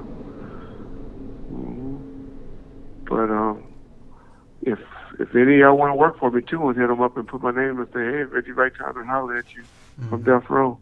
Y'all can. Y'all got my number. Y'all know y'all got my number. Y'all just be acting like y'all don't. I hit Daz up, y'all. Oh, no. I hit Daz up. How did that go? I hit Daz up, and that nigga blocked me, I think. But I don't know how to work IG, so he might have didn't. Cause I was like, this nigga blocked me. And so I don't know. I didn't want to go through. Yeah. What'd you say? Because he'll put it out there. I just said Daz hit me up. Okay. Yeah. DM, you need it. What DM talking about? Put it on here. Oh, my number. Oh, y'all talking about my number. I ain't gonna make it easy for the haters, y'all. Yeah. I can't make it easy. Have you gotten any haters? You gotta work for it. Huh? Have you gotten any haters to call you, or not too many? No. You know what? Not one or two. Okay. One or two that called and said some crazy shit, and I completely told them how their mama was a she-girl and what they like to suck and all of that. They hung up. Bitch-ass niggas don't like confrontation. The gangster just come back at you. We like niggas like you. Bitch-ass niggas, they just hang out. They hate confrontations. Yeah. I just laugh and look at this bitch-ass nigga. Yeah. Yeah. Okay. So Friday we'll do the community show or Big C Style. Or C Style. Yeah. When I'll be free all day Thursday in the airport. Hopefully. But not that I'm trying to work. I'm just saying if me and you need to talk or something. Yeah. Yeah. Okay. Yeah. And people, please get these T-shirts. Can we get somebody? Yeah, they are T-shirts that died down. They will not give us these last 4 or 5 T-shirts, huh? No, it's just been just completely stagnant. Yeah. Just money's hard. It's the end of the month. Shit. That's true. That's true. Of the month. Yeah. Well, it's not really that late of the month. Y'all supposed to have some money. Yeah, but for new people that don't know what we're talking about, if you're in the U.S. and you donate $50 to Reggie's GoFundMe, which helps him with his legal situation, then as a thank you, I send you out a Death Row East T-shirt. So if you're in the U.S. and you donate $50 and then you email me at bomb1st@hotmail.com your mailing information, I will shoot a T-shirt your way. And if you're overseas, if you're not in the U.S., if you do $75, that just covers the shipping charges. That's the only reason for that. If we had a small, we would send you one, but they didn't make smalls in that shirt back then. Small? Whoa. Yeah. Said she wears a small. A small? Yeah. Ooh. I like them like 135, 135. There you go. And if you don't have it, you don't have it. We're not asking. We're just saying if you do want to contribute, that we appreciate it. You don't have it. Take You care really of you. want to Yeah. let me know how fit you want. Yeah. No, it ain't about that. But motherfuckers get on me about sell T-shirts, and they try to sell T-shirts. I just couldn't give them to everybody. Mm-hmm. We had to come up with something where we could just get rid of them. One motherfucker said, "You don't even own Death Row East." I said, "Nobody owns Death Row does. East." Yeah. Death Row East was never made up. Yeah. They're giving away T-shirts. Yeah. That's all right though. We're gonna ignore that person. Are you still there? You know me and this new button. Okay. I'm still laughing about the fool talking about how you don't own Death Row East and selling Death Row East merchandise. There's nobody on Death Row East. Yeah. Well, it's like I forget which caller it was said, why isn't the estate getting money on the Thug Life T-shirts that the Outlaws sell? But they don't know that Tupac never trademarked Thug Life, so the estate wouldn't have a right to it. Now, granted, that it's popular because of Tupac, but if he didn't own that property, then technically they don't have to give any money that way. So, but Yeah. I don't know. Yeah, but they definitely about to run out and other shirts, and we got sporadic ones like 5 of this one, 5 of that one, stuff like that. Yeah. We're trying to get rid of the Death Row East. I guess we should just save them for that. I was just hoping y'all put them in the put them in some plat, not wear them. Yeah. But like frame them up like some people were doing and sending us pictures. Yeah. Yeah. Yeah. Man, there was something I wanted to ask the community to look up for an interview. All right, well, y'all think for some good questions for Big C Style. And hit up Tretch on Instagram. I'll try not to be so dead like I was. I think we were just caught off guard because he was so short on some of the answers, which is okay. Yeah. Yeah, I was not because of the lateness. I'm used to being late. Just the shortness. I think the noise, and then I just felt like he was like he didn't want to do it, and it wasn't until he explained that he was upset. Right. He had some domestic issues. Yeah. Then I was like, oh, okay. So I was kind of taking offense, like, if you didn't want to do the interview, just didn't do it. But then once I realized he was, had some domestic issues, I felt like shit, and got thrown off the game. So I apologize to you guys for not being on my A game. Yeah. And not really. Yeah. And everybody hit up Tretch on Instagram. Tell him to contact Reggie or email Bomb1st at Hotmail. Yeah. We'll get him on. Yeah, for those of y'all that got my number, I'll give me my number. Yeah. And okay, well, if y'all think about me this weekend, put a prayer up, say, God, hey, this nigga don't need to go to jail. Yeah. He don't need no more. He don't need no house arrest either, though. No. You pretty much have put yourself on house arrest these last few months, more or less. I did. Yeah. But, I gotta call Grandma in the morning, make sure she still. That's who I believe is the one to be looking out over me, because, man, I was out there running naked. What I mean by that, I had stopped going to church since I was like 14 or 15 until I got like 40.